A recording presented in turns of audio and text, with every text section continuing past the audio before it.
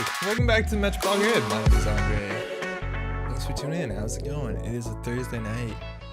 Is it the last Thursday in March? How you all doing tonight? I'll be honest, I have a headache, and the worst thing you can do is turn all the lights on in your face. So this is going great so far. I had a Tylenol. I think I'm indestructible. We'll figure it out. Yo, Anarcho, perfect /fic writing background stream. You know, if you bring it up, you have to share it. I'm glad Solomir is asking about that too. That's kind of how this community works. So, gonna give the people what they want. Jessica, how's it going? How's your week been? Andre, good evening, everyone. Yo, how's the hunt? Did you find a new place? Phil, what up? Nah, not too much. It's going okay. It's going all right. How you doing, man? Hey, folks, what's your favorite card spoiled so far? Yo, that's a big deal about today. We can talk about all the community spoilers. Did you know we have every single criminal card revealed? Did you know we have every single Anarch card revealed? Did you know we've only seen like 3 HB cards? Yo, Deadstock, how's it going? Welcome, Giles. How you doing? Mark Andre, how you doing as well? D&D, hey everyone, how's it going tonight? I'm gonna be a bit subdued, I hope. This is what I always say at the top. I have a pretty big headache right now. I just took a Tylenol. I think Maddie might be dropping off some tea, so we're gonna be in a good spot. Yo, Spray, how's it going? Always a pleasure. Hey, glad you can make it. Right off the top, I just want to say some things. Firstly, as of Sunday is the release of System Gateway, which is a really big day. It's a really big week for Netrunner. I have the next week of work off. I took it off. There's Easter too, so it's a long weekend. So what I'm going to say on Sunday when System Gateway comes out, assuming that it's going to be on Jinteki.net, ready to go, which it looks like it is, I'm going to be streaming for, I'm saying 8 hours. It's going to be a really long stream. We're going to try and go through a lot of it. So we're going to be streaming and putting out a lot of video content because I took the time off next week to be able to do that.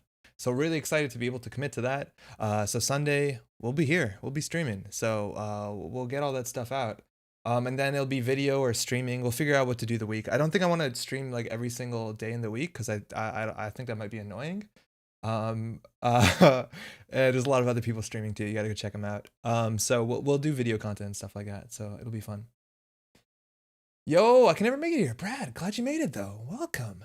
8-hour stream on Sunday. Yeah, that's what we're aiming at. We're going to aim for something like that. I'm really hoping that everything's up on JNet and it works perfectly, or it works good enough at least, and we'll go from there.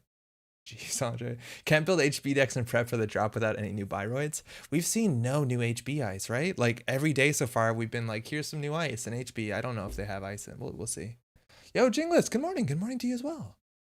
Teach me how to play these decks. Which ones?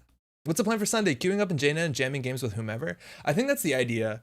There's like a lot of different things that we want to focus on when it comes to System Gateway. And one of the big, wait, which one does this? No, this is not right. Sorry, 1 second. One of the things that we want to do specifically is just to play like the starter System Gateway decks. So I want to play a couple of games with that, basically stay in the System Gateway meta for a while, just to kind of feel it out and see what that looks like. Because I've no doubt we're going to be making a lot of content that talks specifically about that meta, understanding like, oh, I just got into the game, I just picked up System Gateway, how to play a bit better, what to play around, stuff like that. So we're going to start there on Sunday. From that point on, like we'll see how things go. Maybe we'll branch out quickly or maybe slowly to standard, because again, the rotation, let alone the new cards, has a really big deal when it comes to standard Netrunner. That's gonna be really cool. So yeah, that's gonna be Sunday. So yeah, I don't know when we're gonna start on Sunday. This is like the way that I get you to like subscribe or notify or however you want to do it. It's a real good plan. I'll just make up, I'm gonna stream on this day. Oh, thanks Maddie Brad T. Thanks Maddie. Let me catch up on chat. Noah did say NRDB will definitely be the 28th. JNet will be on or soon after. Fantastic. And there's a lot of stuff already on JNet. So like, even if it's not 100% functional, like we'll be able to figure it out. Catching live stream for the first time. Yo, Nelson, welcome. Glad you can make it. How's it going? For how much you do for the community, I'd love to toss you some money. Do you have a Patreon? Oh, HR. That's a really nice thing to suggest. Currently, I don't. It's been a question that's come up a couple times over like the years we've been doing this. It's not something I'm entirely interested in doing right now. I just kind of like to do this as a thing on the side. Imagine if I did make any money, it would be nice because I could reinvest into better equipment and stuff like that would be cool. For now, there's nothing, and I don't really have plans on it. If you want to donate money, maybe throw some at the Nisei people or the JNet devs on my behalf. That's probably nice enough, but I really do appreciate that. I think that's really cool. Tanuki, what up? Managed to persuade a couple of friends to hop onto the System Gateway. Be great to have some new players content to direct them to. Hell yeah. That's the hope. You gotta get them. Gotta find an audience. Gotta get them. Weyland, hey Andre, I thought the scoop reveal video was pretty sick. Massive thumbs up. Thank you. That was really fun to make. Honestly, that was so fun to make. Specifically, I recorded that to music, which is fun. So I found a track and then I was like, okay, I have to write a script, and the script has to be like in bars, so it lines up with music, and I have to be in and out in like a minute 20. It was really fun, actually. That was great. I love this deck of the week has 3 guards. I played 3 guards at Titan Transnational at Worlds 2018. I'm on board with this. In fact, this might be has a bit too much ice for my comfort. Real talk, at then it was called King of Servers in 2018 at Worlds, I played an illegal Titan deck and did very well. My deck was actually 53 cards because I put the deck together and didn't even consider the fact that the deck didn't have 3 hedge funds. It was a list I was given by someone and then put together an illegal deck because I built a 49 card deck and then put 3 hedge funds because I assumed there's 3 hedge funds in it. So sorry to all my opponents. Did really well, actually. Michael, so nice to say about Danae on his behalf. Yeah, totally. Like, Nisei's been doing really good stuff. I think they need the funding. Guard is the most reliable ETR sentry for a Titan deck. It's quite nice. And you know what? Talking about new ice, we have an end the run sentry in Weyland now. Some farewell to Titan. Yeah, Janktivist, I guess we are. People don't love Titan. I don't know if anyone likes Titan. People play Titan because Titan can win games. I don't know if people enjoy Titan. But for what it's worth, Titan, sometime in the last couple of weeks, it was announced that it is going to be banned. It's going to be on the most wanted list as banned, so we don't have to see it anymore, which honestly, I'm stoked about. Some Titan games have been really exciting, just not to play, but to commentate, because they're very volatile, and it's all like, it's very easy to pinpoint, like there's 2 or 3 cards that matter, and like the runner needs to have this exact card to like be able to pull the game into their side of the court. And sometimes that happens on streams, like they'll just slam answers, and that's kind of really fun to watch. But casually playing against this, holy shit, it's not fun, is it? Blissed art is sick. It's really weird. It's wild. It's like super abstract and like 2D-ish. I'm into it. I really kind of like the Blissed art. Yo, Jodahei, yeah, it's great, isn't it? Playing 52 cards as secret tech, I'm really glad I did not get in trouble for that. Oh, if we won, I probably would have said something. If I found out way after the tournament, mind you, like we were unsleeving cards, and I was like, wait, what the fuck did I do? People like winning. Nobody likes Titan Core. Yeah, I think that's right. I watched an old video of yours from 2017 yesterday. Did a lot of ice and ants and rose. I like that Titan. Yeah, that was like, what was it called? Was that a Titan deck? It might have been a Titan deck. I know I did that also. I like ants and rose a lot. It's wild how useless that card is. Considered wall to wall and all the other stuff. Ooh, is that a new card? Oh, looks like it's a new card. So we're going to start here the deck list of the week. It's a Titan deck, which is interesting not only because this is the way that Dumbbrick, one of the top 4 worlds, was revealing their card. So basically all the top 4 people at Worlds were given a card to spoil, and they all did it in wildly different ways, which is really fun. And Dumbbrick was, from my understanding, playing against people online with the card dedicating a technician team in their deck. And when somebody accessed it or they did something with it, Dumbbrick would basically show them the card and say, like, this is the card I have to reveal, don't tell anyone. So a few lucky people figured out what Dumbbrick's card was ahead of everybody else by just playing against him, rushing at Titan. I think Dumbbrick played Titan at Worlds too, right? It was like Titan and Geist, if I'm not mistaken. I think so, at least. So that's a really cool way to reveal it. We're going to go through all the card reveals from Community Weeks. It was pretty fun. I had a really great time that whole month, or the whole week. The whole month continued. So this is what we're playing. So we're playing this because Titan rotates and because it's the deck list of the week, and we're legally obligated. Oh, wait, I don't have to do this anymore. I'll never learn, will I? Yo, Mr. Liginfidel. Keeping Netrunner alive. Yo, how's it going? Welcome. Yo, Lori, how you doing? Welcome. King of Tag and Bag Titan must be sad. Oh, because of Titan? Yeah, that was actually a thing that was played way more regularly than just straight fast events. Titan was Titan with like mid seasons is what I used to play competitively. Titan with hard hitting news was pretty common with economic warfare, and they had 2 win conditions. And then with other cards like red level clearance and all the sort of combo package with reconstruction contract, a lot of those decks decided just to go just gonna win by fast eventing. So a lot of that stuff kind of left the deck. Playing against Dumbbrick on Jano was wild. I was shook. A true Titan lover. Oh, you saw the card? How did they show it to you? They just like send you a JPEG? Yo, Ed, time zones are tricky. Yo, we're in daylight savings. When do you guys get daylight savings over there? Legally obligated. Yo, Zendorius, how you going? How's it going? I'll get there. Sanjay, I believe this is the first time dedicated technician team has ever won Decklist of the Week. I don't know, man. There's a chance an IG deck. There's a small chance an IG deck at some point got there, but I think you're largely right. Don't forget to switch out your dedicated technician team before you play. Oh, fuck. Wait, but can I play? No, I'm not gonna. Okay, so this should be Malapert Vault, which arguably shouldn't even be in the Titan list. And I'm gonna just play this. I'm just gonna play this. Oh, I'm thinking of not dedicated technician team. So you're probably right. I'm thinking of the other one. The other dedicated team that goes horizontal. No, I'm just gonna play this. It'll be fine. It's the best draw. They sent me a link to a JPEG where the card proxy came up in the game. Super cool. Jason, what's up? Greeting from London, UK. Excited for new stuff. Keep up the good work. Thank you, Jason. Hopefully a lot of more good stuff coming. We've been doing all right for ourselves, I think, this month, and I'm looking to not rest on laurels and keep doing the good stuff. It's true, you can install some ice for cheap, pretty decent. Wait, but what's the other one I'm thinking of? Malapert's on JNet? I know it's on JNet. I 100% know it's on JNet, but then I don't want the legality of this deck to be confusing. Right? Because then it's like flagged as illegal or whatever, and then they'd be like, do you mind if I play my Lou deck? And I'd be like, please, I want to win.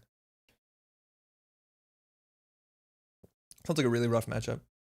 But Titan and Malapert will never coexist, so doing it is a little weird. Yeah, I guess that's true too. Again, if you don't know, Titan's going to be banned as of the rotation change, or is Titan technically already banned? Dedicated response team? No, there's another one. It has like two dudes. Two dudes. Wait, what am I thinking? What's the one that trashes itself if you install an ice? What is that one? It's like 2 credits per turn, but it came in, I guess we can look it up. It came in creation and control. I'm thinking of a made up card. Server maintenance? Oh, John, that sounds right. That sounds correct. Server diagnostics. Ooh, close. Yeah, Jessica had it. Yeah, this is the one I'm thinking of. Same sort of idea, neutral, 2 dudes on it.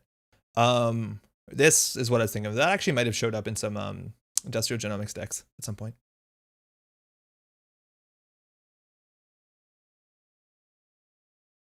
Hey. Smishny. That's a name, but I think that means crazy. Doesn't that mean crazy? I'm playing regular standard. You can do whatever you like. I don't mind. We gotta get some dedicated technician team in there. Shadow, how's it going? Server team?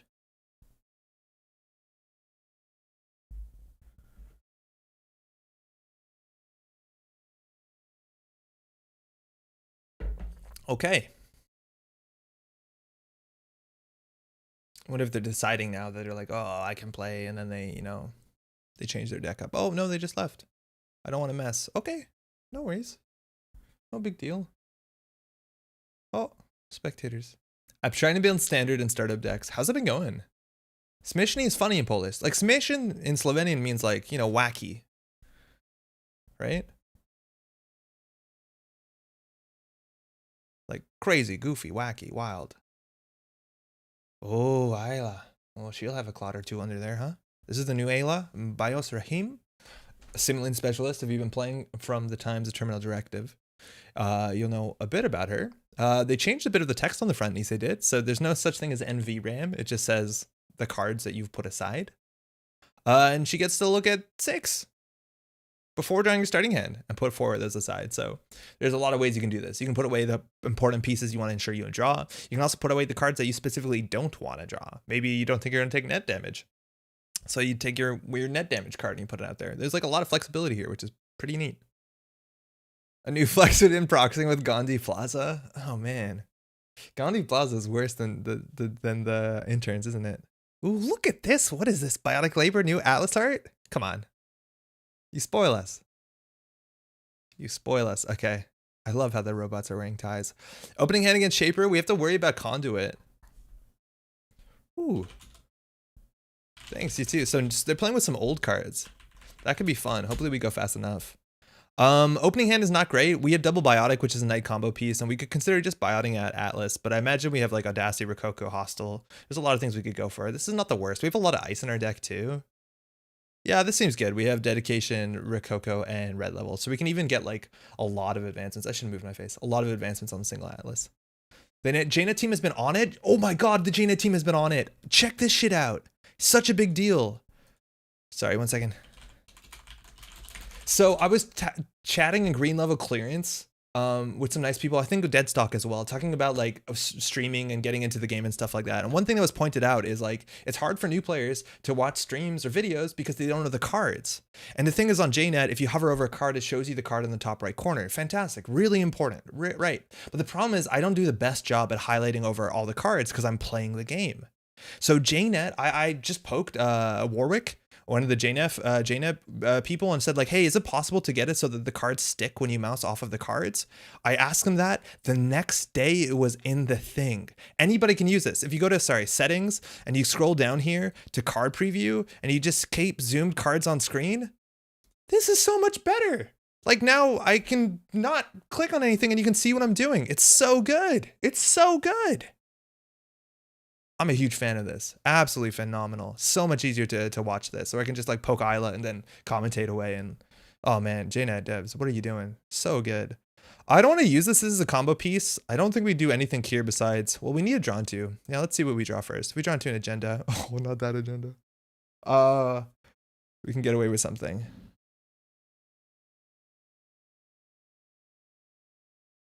Kind of want to protect this actually. This is a really ugly hand.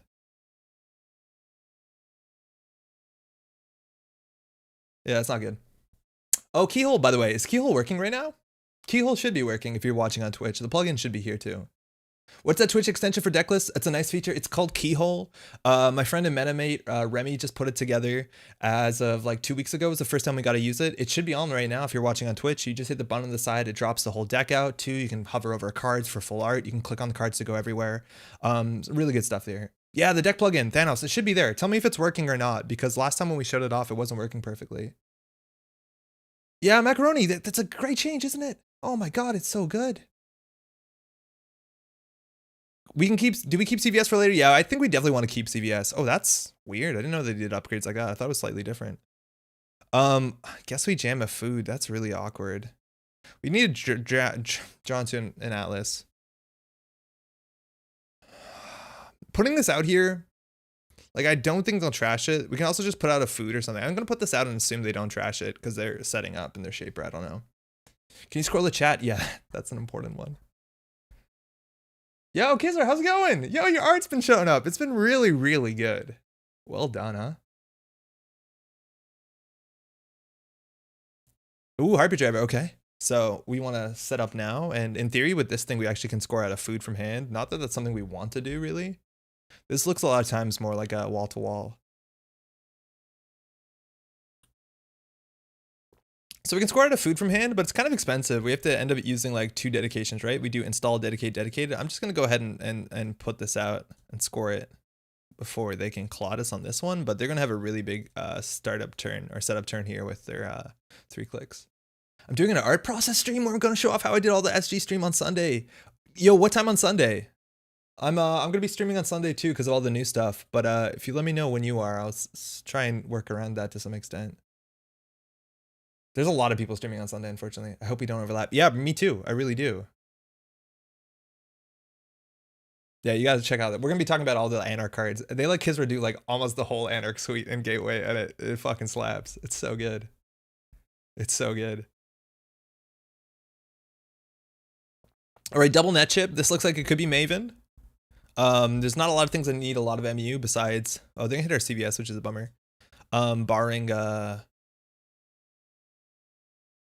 excuse me, what was I gonna say? Maven and like Overmind, stuff like that. What are your thoughts on a Baba Yaga rig in this world of program trashing? Seems fun and good versus all the taxing guys, but really vulnerable. Baba Yaga's, fuck. Baba Yaga's always been like really fun. But unfortunately it's not been particularly ever good. It's generally not better than just having all the good programs out, for what it's worth. But getting like dealing with ice really cheaply is something that's never been incredibly good in just about any meta, barring very niche ones. But specifically, it doesn't seem to be the direction Netrunner is going. Just slot dummy box, yeah, dummy box is a big deal. They lost Fairy, they did lose Fairy, but they did also gain stuff like I don't know whether you want to do the boosting on Unity or whatever. So this is Clot threat. We lost an Atlas, which is one of the worst things we can do for us. They do have access to Hyperdriver, and this is in theory access to Clot, but they actually don't have the money for Clot, right? Because Clot would be 4 credits and they only have 3. So fuck, if we had an Atlas in our hand, oh my god, we'd be so strong right now. If we score this out, we'd be a 3, 4, 5. We'd be a 4. No, I think we still have to draw into an answer. We actually probably wanted to get not the credits there. We want to get the click back. Sorry, do you mind? I'm going to do this. Whoops. Whoops. Because we want to get this out. And they could slam into R&D with like Conduit or what have you. I don't know.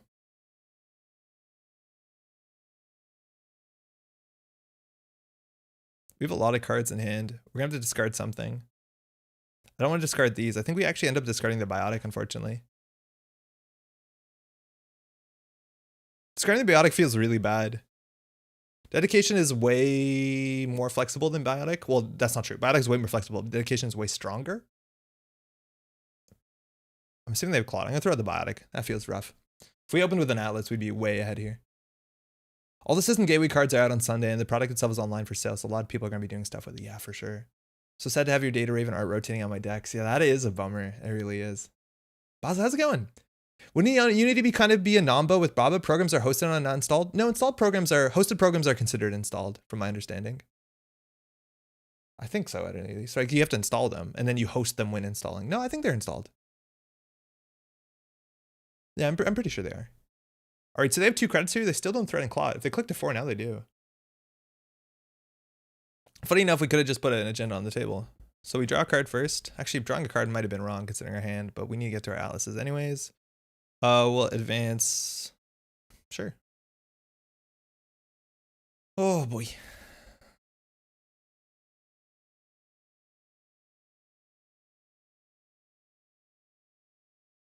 I'm just gonna keep asking for action, because if they use this for a Clot, it's gonna slow them down a fair bit.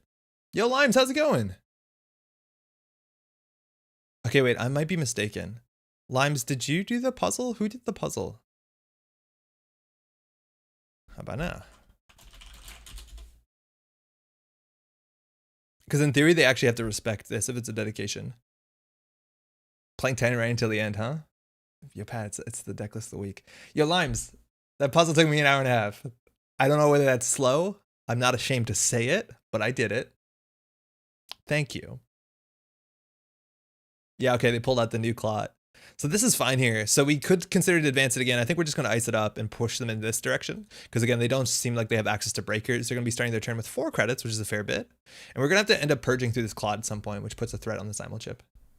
It took me 4 hours, though other stuff was going on. Okay, all right. I was one thing and one thing only, and it took me an hour and a half. I was listening to a podcast.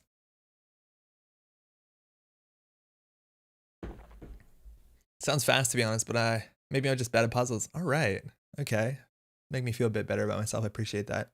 Limes, did you have full flexibility? Because I know everybody in the top 4 did a different way to like release or to spoil their card. Did you guys talk to each other? And or did Nisei like give you any suggestions? What did do, Andre? Yo, Timmy, how's it going?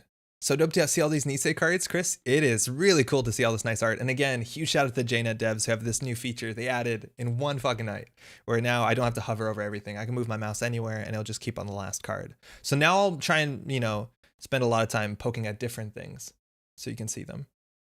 It was pretty independent. Oh, dope. Okay.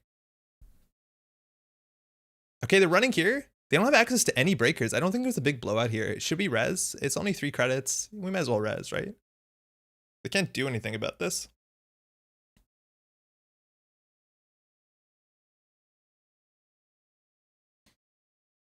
Okay.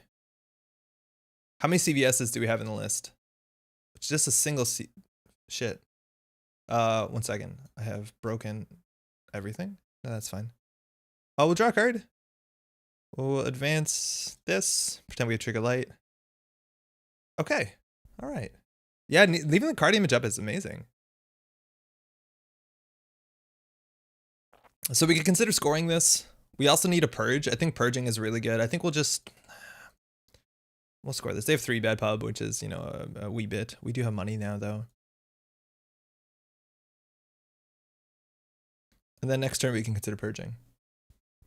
This, by the way, is Mantle, which is a stealth credit, so they might be on stealth breakers. They deal with code gates relatively well. They also could just be having recurring credits, and this is a recurring credit.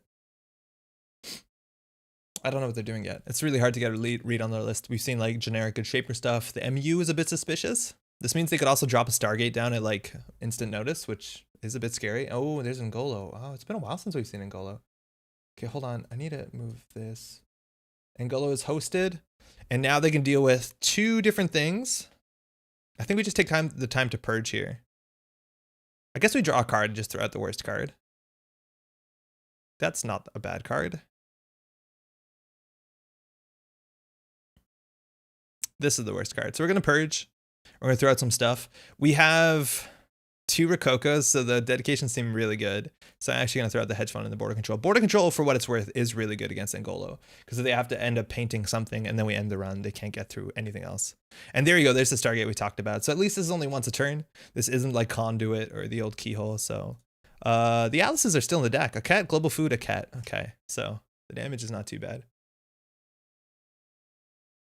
And if they don't drop a Simul chip here, we'll be okay. Do you have Arc Lockdown? I don't think so. Why are they? Oh, because they trashed the Cat. Yeah, I think that's better than anything else. Let me check. No, we have 3 red level 2 biotic and food. I think that's the only influence we have.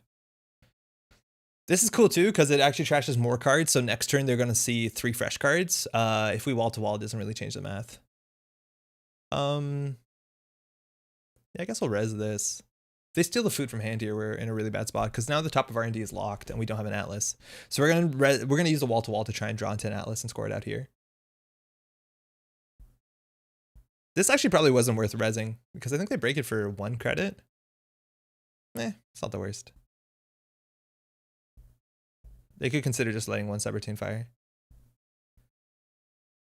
Okay, so no food. They hit it Eddie. Okay, that's good. And they're not going to be able to threaten Claude here.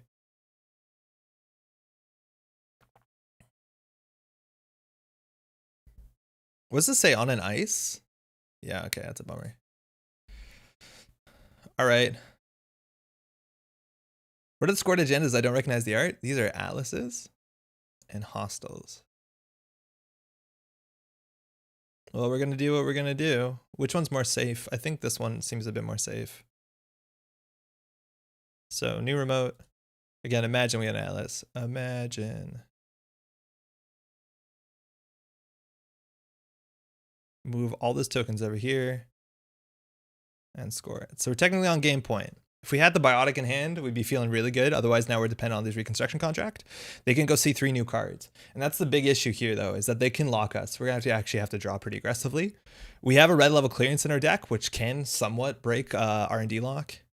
Let's see what they see here. Red level Audacity wall to wall. Okay, so probably that red level has to go. Maybe they'll trash the Audacity because it's harder for them to interact with. If we draw the red level clearance, we'll be pretty happy. Spent last weekend rotating all my cards in preparation for the new release. I had to buy a bigger box. Yo, I'm really excited for that stuff. That stuff's really fun. And now they're running here, which I think is correct. And that means this dedication in hand is worse than the Biotic. And we're going to draw into an Audacity, though, so I don't think it really matters. Audacity lets you win. I think, yeah, we just need to keep this, though. They're playing perfectly here. They definitely need to bring this down, because otherwise we could do install Audacity dedication. So they probably think this is an agenda. Audacity's a much trashier? Sort of. It depends what they think is in hand. If we had an Atlas, we would have scored it there, so they can be pretty sure we don't have an Atlas in hand. So checking this seems really important. I don't think Audacity is a straight win here. And that's the second reconstruction contract. So this is only good on the 1 card in our deck.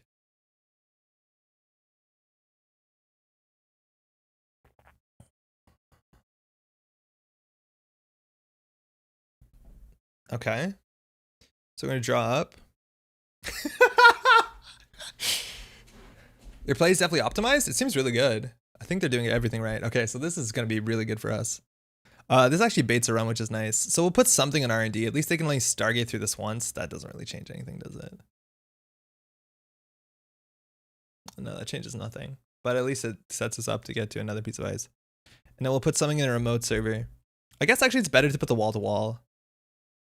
Because if they trash this one to slow us down, we'll have another one. Ken, how's it going? This, by the way, is not meant to be in the deck. This is just what the placeholder was for the review. Okay, to your credit, Malapert would not have helped. Yeah, Malapert seems really bad right now. I don't even think it's good in the Titan list. I just think it's a really fun way to show this thing off. It'll force them to use Ngolo or install a Fractor. Yeah, it does help them, like, if they do this to Cameron HQ, which is kind of nice, but this doesn't slow me down too much. They just probably can't win this turn. It's worth noting as soon as they put down, what's it called? The Simulchip, we're in a really bad spot. Some of my factions I kept up to date, some I haven't done lunar rotation, some had no rotation every card because some had more space. Oh, wild. What does everyone do? People do boxes, it seems like? There's 2 Atlases. Fuck. Okay. If they have a Fractor, they get trashed, they'd have to run. No, I don't know. That's actually really good that there's 2 Atlases. Because I don't think they can get both of them, right? Like, they have to trash an Atlas here and then run back twice, but that's exactly why this here is an important install. They can't get through this twice without having a Fractor or at least reinstalling their Ngolo. I think there are some cards that will let this happen. Like, if they trash the wall-to-wall and then do, like, compile, something like that, they might be able to do it. 2 boxes with small binders for each faction. Huh. They can trash the wall-to-wall. Yeah, they can trash the wall-to-wall, but then they can't go back through this unless they have a Fractor, and then they generally only can get 1 run. So they trashed the middle Atlas. So now they're trashing the wall-to-wall. They're playing this perfectly. And that's why we installed another wall-to-wall as opposed to Dedication Technician team. Holy shit, they're playing this fucking expertly. Jesus.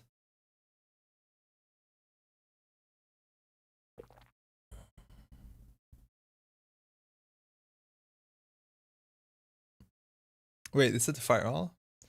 Bought sleeves today from the Gateway decks. I'm bringing to work. They're called Optimizer. They're absolutely nailing everything. Oh, it's no worries. But pay 2. Oh, wait. Got it. I see. Yo, Jogging, how's it going? All good?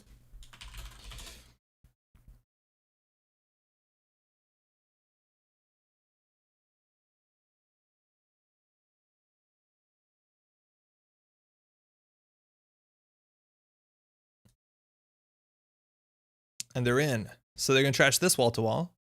And so now we top deck a wall-to-wall into an Atlas. So we have to do...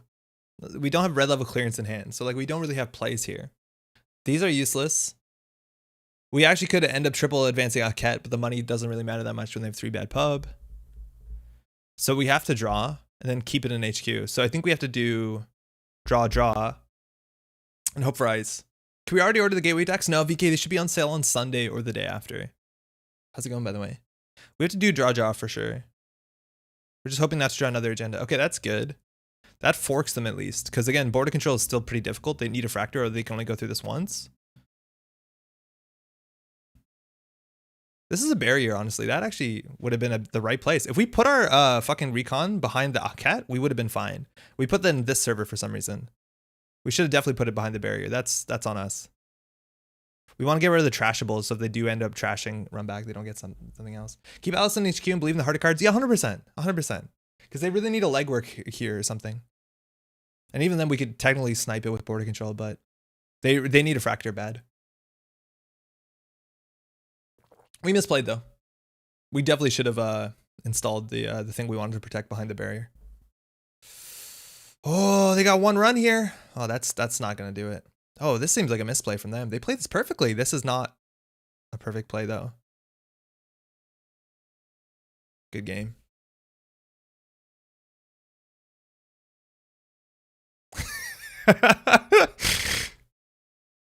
Wanna take a click back? Yeah, they played it perfectly into that. That's such a bummer. Oh my god, they played it so well. I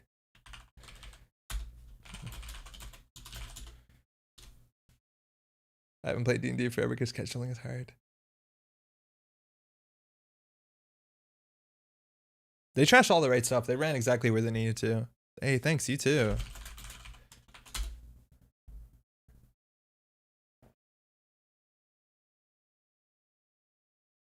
They can't win anyways? Yeah, you're right. Even if they steal the Atlas, we score out the global food with the combo. I think, right? Install. Yeah, we'd be able to score out whatever they steal here. So yeah, no matter what, we're fine. We'll just do advanced audacity. And that is the last Titan we'll ever play on this channel, maybe.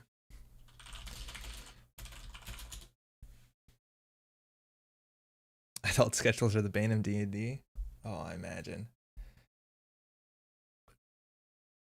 Press F for Titan.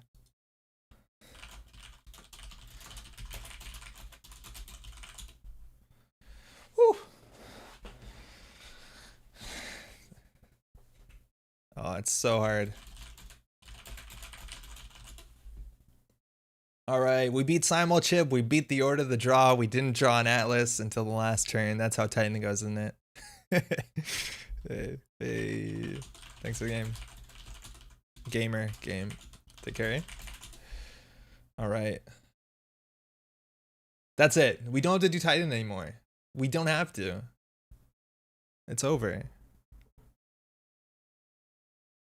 They played well. That was cool. Okay, that's the deck list of the week.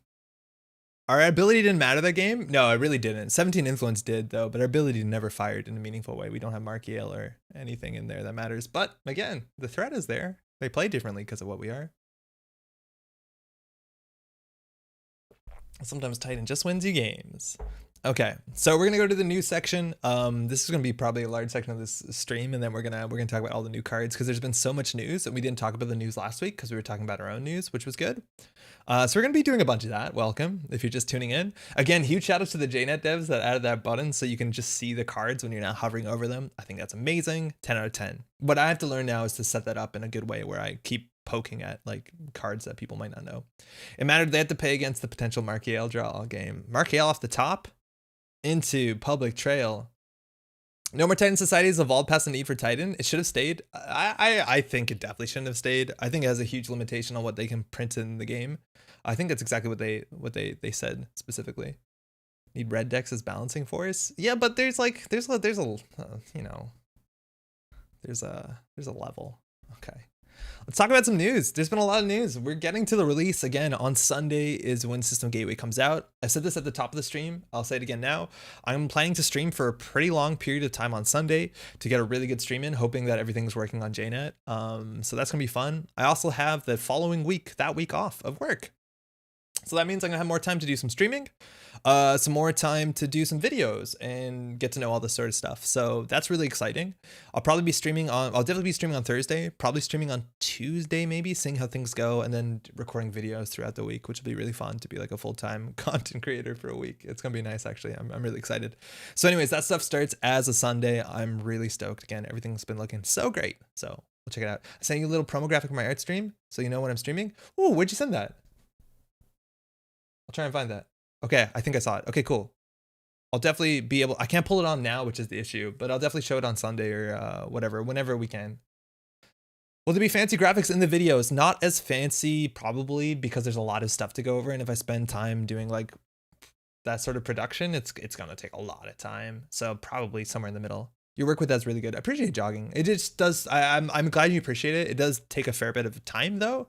And like when we have to go through like 7 factions, oh my God, that's already like 7 hours, more than 7 hours of content. So I will use my week off to get back into Netrunner too. Yo, that lines up so good, Cheshire. Welcome back. It's definitely got me back into Netrunner again. Hell yeah. Let's talk about stuff. There's a lot of stuff revealed. This stuff is really good. So there's a whole bunch of stuff we have to catch up. First thing, I think this is noticed as of today, at least Pat pointed this out. If you're looking to pick up System Gateway, if you're not aware of how System Gateway releases, if you go to the products page, again, we're on nisei.net, and you go to System Gateway, they seem to added a new product here. It used to be System Gateway, and then it used to be the System Gateway deck building pack. But if I'm not mistaken, this is new, which is a complete bundle of System Gateway and the deck building pack. I don't know what that's going to do to prices, whether that's going to make it cheaper or whether that's just going to make it more convenient, but that's really cool. So that stuff, that's sick. That's an easier way to get into the game. Again, I don't wonder what percentage of people are just going to pick up the starter pack versus the deck building. Again, I don't know what the prices look like, but this is the product I'd recommend to almost every newer player who like has a real consideration. Be like, oh, I really want to try this out. I think this is like the best experience to really get into it without, you know, spending too much money on anything. Again, also all this stuff you can print and play. I think it's donate what you want. So do that. Otherwise, if you want to do that, does look new. Yeah, locks, isn't it? I think that's new. That might be new as of today. So that's really cool. Other stuff is that there's just been more articles and more articles coming out all the time. I think the last time that we checked in was actually when it came to the spoilers of System Update 2021. So this is like the backbone of standard format. These are the cards that are going to be legal, replacing what was it called before? System Core 2019 or something like that. So you use your early videos professional training at Metropolitan Grid? Yeah, actually, technically I did. Those were the way that I learned motion graphics largely, which is really good. I'm considering getting an extra or two of just the starter decks so I can keep them around for teaching instead of pulling apart other decks. I think 100% that's what I'm going to be doing myself, is I'm going to be grabbing a couple starter decks. I'll keep one on the shelf as like a board game thing to pull out whenever necessary. I know I'm dropping some off at like friends to be like, hey, here's the thing I do. Try it if you want. So it'll be cool. Whoever redesigned the Nisei website needs an award. Looks very professional. This website kicks ass. It's really, really nice. Maybe a little cheaper, but probably just the price of both just for convenience. That's what I imagine, Shadow, but I'm excited to see what the numbers look like. I don't know how y'all are doing it. In my meta, we're trying to do a group order. We've been doing this a lot every time that Nisei's come out with stuff, because if you print from Make playing cards, which makes most sense in Canada, the price goes down considerably the more the quantity that you buy at. It goes to like half price if you order like 50 of the same product. So we used to do that. We even did that with all of like Southern Ontario, the whole like Torsog meta and Ottawa meta we bought together to save a lot of money. The problem right now is like with COVID and social distancing and curfew and stuff like that, it's really hard to do that elegantly because people aren't seeing each other on a regular basis, if at all. It's generally not legal around here. So we're going to try to figure out how that does. I'm buying System Gateway plus System Update for friend and then picking a spare set for System Gateway to have an intro decks around. Hell yeah. Yeah, save on shipping. Yeah. No, I think that's the idea for a lot of people. They're going to pick up massive stuff. ANZ is doing a massive order with coordinators in capital cities. Yeah, but New Zealand can do that. New Zealand figured it out. This is System Update 2021. This is a really big deal. We haven't talked about this yet, but these are the cards that represent the core, basically the core experience of Netrunner for the next year or 2 years. I think they said that System Update is going to last more than a year, likely. A couple things to note. Firstly, everything has new art and the art slaps. Art's really good. And on top of that, it's all bangers. It's all bangers. I think there's maybe like one or two card in here, which maybe people could argue, be like, what's that doing in here? But every other card here is a card that can see consistent play. And that's actually a really big change from like looking at old core sets, let alone even System, whatever it's called back in the day, System Core 2019. This has like been very well distilled down to what I think is the most important and the most flexible, and opens up a lot of deck building options. I'm a huge fan of this. Also, and I said this before, the week before this came out, is that I think what's more important a lot of times is not the stuff that's here, but the stuff that isn't here. And there's a hell of a lot of stuff that rotated. Nisei didn't put out a list themselves, but other people put out lists on like Reddit that said like, these are the things that are leaving rotation and System Core to System Update. And that list I think is actually way more interesting because there's a lot of like fundamental cards that did not make it through that you might be surprised to see. US East Coast as a coordinated order is pretty useful. How do you guys distribute that though? I could save money with the group, but buy it will likely be 6 months, maybe closer to 12 before I can see people to get them. Yeah, that's kind of the issue here too, huh? People want a cool idea, order some cool as heck alt arts from community members when they're buying SGSU. Yeah, I'm a big proponent of that. There's a lot of stuff on Make Playing Cards. Kids Right Here has their store that's online. You can go check their stuff. There's a lot of other people. Alexis has their store online. Krembler has a store. Oh, I'm gonna feel bad because I'm missing out people. Just search Netrunner and you'll get a lot of people. There's a lot of stuff, a lot of like alt arts. I think, I don't know the name, but somebody recently put together some of like the hardest to find packs of Katara and just made like full alt art versions of that. So if you're like looking for Katara or whatever, a certain pack in that, they have that. So you can go get that, which is really nice because it's really hard to source originals. Can I fork over some credits to Nisei to support them and play on JNet? Yes. JNet's free, but you can support Nisei. They have a Patreon. You can support Jinteki.net. There's their page to donate. It goes to basically keeping the servers online because MTG Red, who doesn't work on it anymore, still is paying for server space. And you can also donate to NetRunnerDB. There's a lot of people that can take your money if you want to. Oh, it's Enetiris. I never knew how to say that name well. Made Kampala. It's Kampala Ascendant. Thank you. Thank you. Most busted of the Katara packs. Yeah, it's pretty wild. Really wild. The Katara and R&R alt project is really fantastic. Yeah, those are two really hard things to get. Really hard things to get. Okay, I don't know how much time we're going to spend on this, but basically this is the system update. They did Runner on the first day, on Criminal on the next, and all these cards are actually like very big deals. I'm going to shrink myself a wee bit.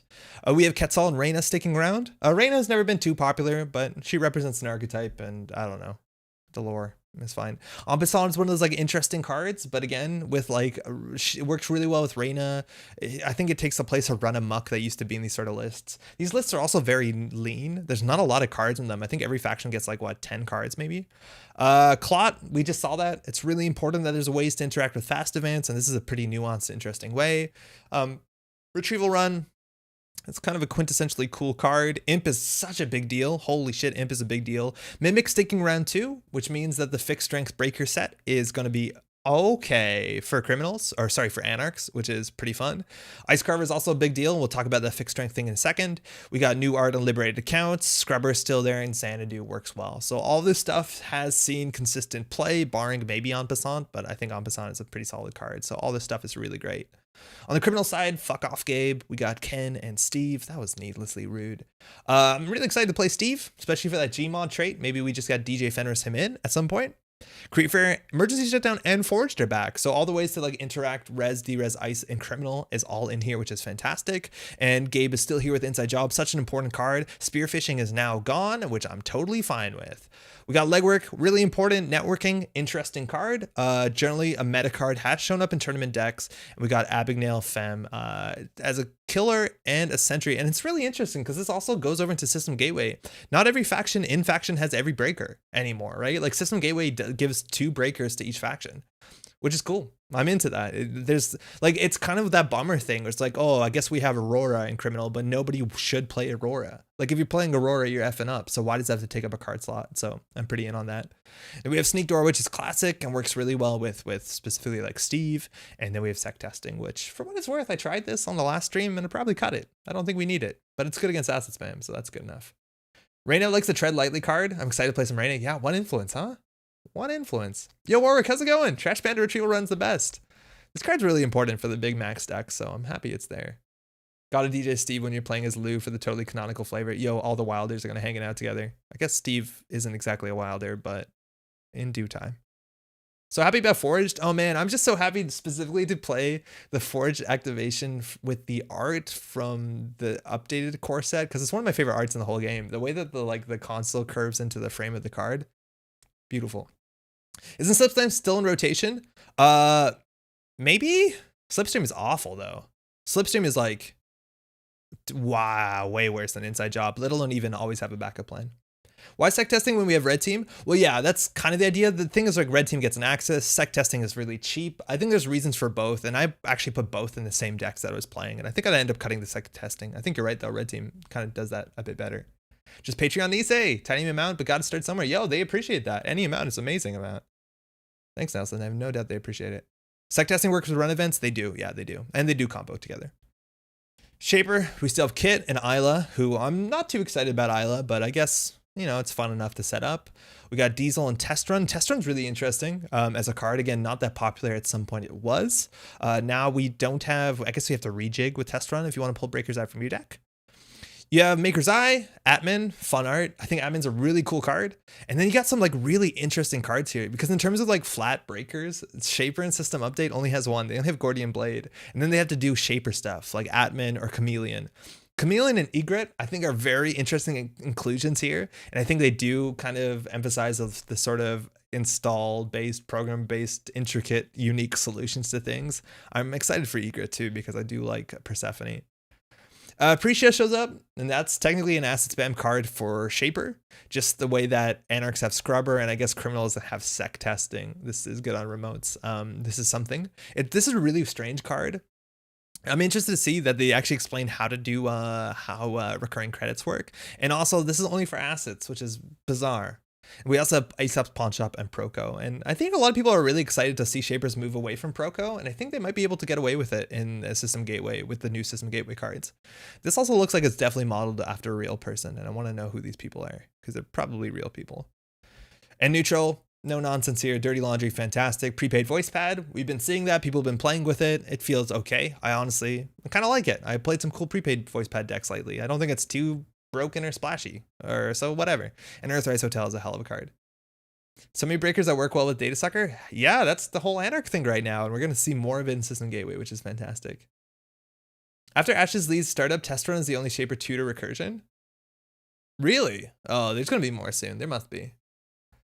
Anyways, that's the thing here. This is a really small set of cards, but like if someone's new to the game and they pick up like, you know, System Gateway and the System Gateway deck builder set, this is such a nice next point to get to. Like it just adds a lot. It adds a lot of faction flavor, and none of these cards are like stinkers. All of these have shown up in tournament decks. I think they all have a really strong spot. Maybe not now, but at some point they always have been. And I really, really do like this as a next recommendation of what to pick up next. If there's a question between like this or Ashes, I actually might recommend this because I think this gives you more as the next thing to pick up. This might give you more of like a stable base, and then Ashes is more flavorful stuff on top of that, which is nice. Prepaid voice pad was very good, but two of the cards that helped it break it are gone. Yeah, I think the fact that there's no like levy, and I don't even know, we technically do have access to Lucky Find right now, but it hasn't been amazing. I still think it's fine. Chameleon Admin work well with Data Sucker. Oh man, everything works well with he called Data Sucker now? Huh. Wasn't Prepaid totally broken back in the day? It was a really strong archetype. Prepaid was a really strong archetype, but a big part of that was the recursion was really easy. So you could play your events again with Levy AR Lab Access, and that's no longer a thing. I mean Leech, right? Yeah, thank you. Prepaid Az is fun though. It's a good part. It's a really good piece for Az. Okay. Now, the corp side is a bit different because surprisingly, there's only one identity for every faction. Runners have 2, corps have 1. I don't know why that is. Did Nisei talk about that a bit? Did Nisei explain that? Because I don't know why that is, but at least this is the same sort of thing where every card in here is generally quite good. So we have Architects of Tomorrow. It's a 45-12, and your Bioroid Ice gets rezzed for cheap. It's good. It's strong. It's a lot of value. 4 credits for like a built-in identity ability is the most we've ever seen on a single identity. And the question is how many Bioroids there are. I want to look at the list of cards that we lost in rotation. I think I'm going to try and find it on Reddit. Does anybody know where that is? Because how many Bioroids are good or playable seem to be really important here. We have a couple. We have Eli and Ravana, which I think Ravana is, a really interesting card. I'm glad it stays, and Eli still as a staple in the game is fantastic. And I think those are the only Bioroids we have here. So this is going to live or sink based off of how many good Bioroids there are. And I still think at standard we have a fair few. Vitruvius represents the 3-2. Maryland Campaign, a hell of a card, staved from Terminal Directive, and we've seen the magnet last week on the stream. Looking kind of nice. There's a lot of things that install on things. There are Bioroid assets too. Yeah, you're right. Yo, how's it going, Experimilk? There are Bioroid assets. There are Bioroid upgrades as well. We did lose Ash, which is one of the best Bioroid upgrades. It's worth noting all the campaigns that have Bioroids on them aren't Bioroid typed. So the amount of Bioroid assets are like very niche. I think it's just like Jeeves and like Bioroid Work Crew and Bass Chiraboga. So it's not a very big list. Magnet. But yeah, that's definitely an interesting design space. Because it's any Bioroid card, right? Oh, we lost Ronald 5. Yeah, I guess we did, huh? Otherwise, we have Roto Turret, fun art, where the Roto shoots down the Abigail, which is good. Archive Memories is a staple. Body Labo is a staple. And we lose Ash, which is wild. Ash is rotating, yeah. And instead we get Corporate Troubleshooter, which is honestly a very interesting card. This is a functional errata. It doesn't say connection subtype on this anymore, which has some slight implications. But this is a really powerful card as well. And it doesn't have Trace in it, which is, I think there's only one card with the word Trace on it in all of System Gateway, if I'm not mistaken. Skunk is the new Ash? Yeah. It's every faction does have a defensive upgrade. I think maybe Weyland doesn't. In System Gateway. And so there are some options. And here we have Corporate Troubleshooter. P stays around, and House of Knives, I think we thought would stay around because of this alt art that Nisei did. We have the Mark II, so those are pretty good. And we have Ronin, and that's a really big deal that Ronin stays around. But I'll argue that Ronin didn't need to stay around for what it's worth with Neurospike, but the fact that it does makes it even stronger.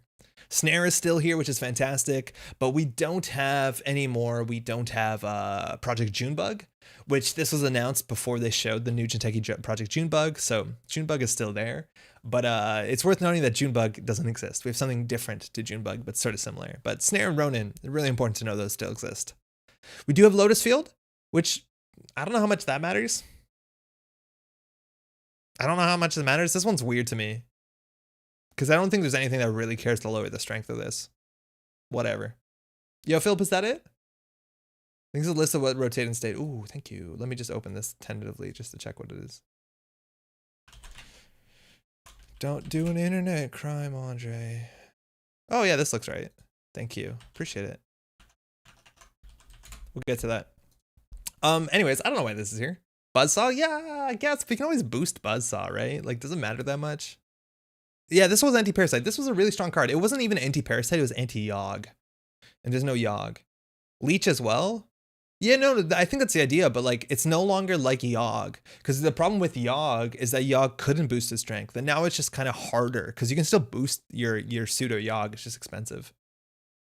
So I don't know. Yeah, it's not as like, you don't get blown out. Be like, oh, my Yogg can't get through Lotus Field. It's just expensive. I don't think, even if there's an absurd amount of Buzzsaw, I think that's what it's called, right? I don't think we still see Lotus Field. Swordsman, Celebrity Gift is on Llama style. I'm cool with that. Trickle Light's a big deal for built to last, and Hokusai Grid is what we got here, which is interesting because it's not directly a defensive upgrade in the way that protects agendas, but it definitely does hurt. New Junebug is only 5 on 3 advances. It's slightly less good in Sarah Smoothie. Yeah, we'll get to Arzan. That one's really interesting. The Urtitsa, I don't know how to say it. I remember patching my Lotus Field. Yo, NEH is back, which is buck wild. I think that was interesting. It's a 45-17 with a really strong ability to build remotes out sideways. That's immense. I'm really interested to see, because I think this is the only identity that's like built in good with assets. Oh, besides controlling the message, which is still going to be amazing. So the art slaps. Yeah, the art's so good on this one. Shout out to Kira. License acquisition is back, which is a bigger deal because we do have Sansan City Grid, and this is a nice way to get a Sansan City Grid online. I don't know what other big things you have to res here. Like the other fun ones were like Ibrahim Salem. I don't know what other big targets we have, but Sansan City Grid is a big enough deal. And I do love me that new Beal art. That's a really good Beal art. Big fan of that. DBS, it's here to stay. It's a really strong account card, and oh, did Phil make a reversed accounts art? That's awesome. This is a really big deal. Understanding what cards are advanced that aren't agendas is awesome. Having more of those opens up that sort of like bluff space. This is a really strong card. Pop-up window. Oh, Alexis Spicer. Yeah, you can tell. That's really fun. I like this art a fair bit. And pop-up window as an advertisement. That's fantastic. We got Toll Booth. We saw this last week. Wraparound. Amazing. All this ice does see play. And this is where things get really interesting. Psychographics is the only tag punishment in the whole system update. And that's like a really big question, because from what we've seen from System Gateway, we've seen like 2 tag punishment cards, and only one of them are punishment, right? The other one's just like tag efficiency. And this is the big question of what is tag punishment going to be in Netrunner going forward? Like, still, we have cards like Boom and High Profile Target, which are obviously very important. Cards like Exchange of Information, All Seeing Eye. But from what it looks like from System Gateway and System Update, the value of a tag is way different than it is in modern Netrunner. Yeah, there's no closed accounts, Rakatha. Yo, Ezra, how's it going? Yeah, and startup tags are going to be real weird. They're going to be really exciting. And for what it's worth, Psychographics to me feels like a really fun spot for tags to be, right? Like, where floating 1 tag is okay. Your resources are a bit trivial or in danger to jeopardize. 2 tags starts to be a problem. 3 tags, oh my God. 4 tags, I'm going to lose, right? Like, that seems really cool. Oh, we also have Market Forces. You're right. But Market Forces isn't a blowout on a single tag.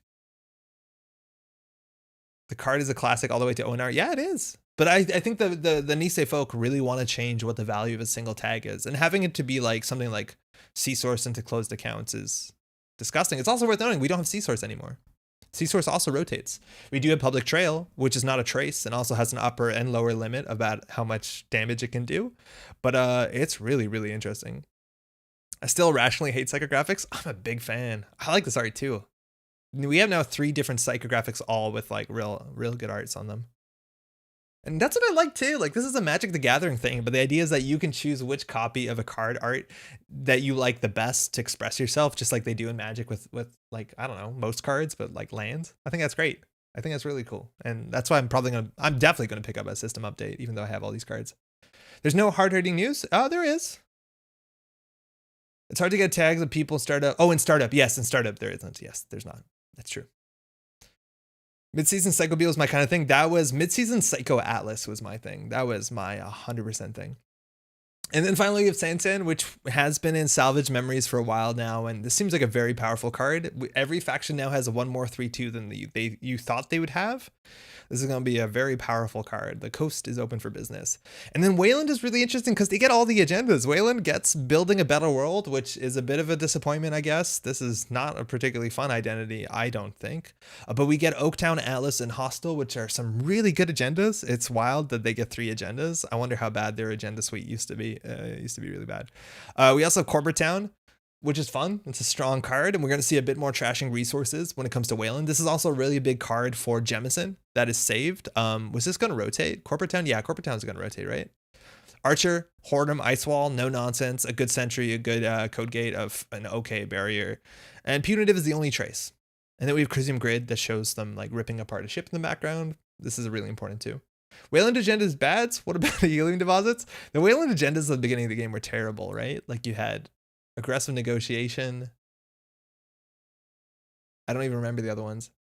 Corporate Town with license acquisition. Oh yeah, that's another one. That's kind of like the Ibrahim Salem where you can get around the additional costs. That's fun too, for sure. Not all the agendas. Yeah, SSO is in a really bad spot right now. Posted bounty. Geothermal fracking was okay. Oh, aggressive negotiation was an operation, right? I'm thinking posted bounty. Vulcan cover up. They were all really, really bad, but they had really good flavor, unfortunately. On the neutral side, we have Enigma.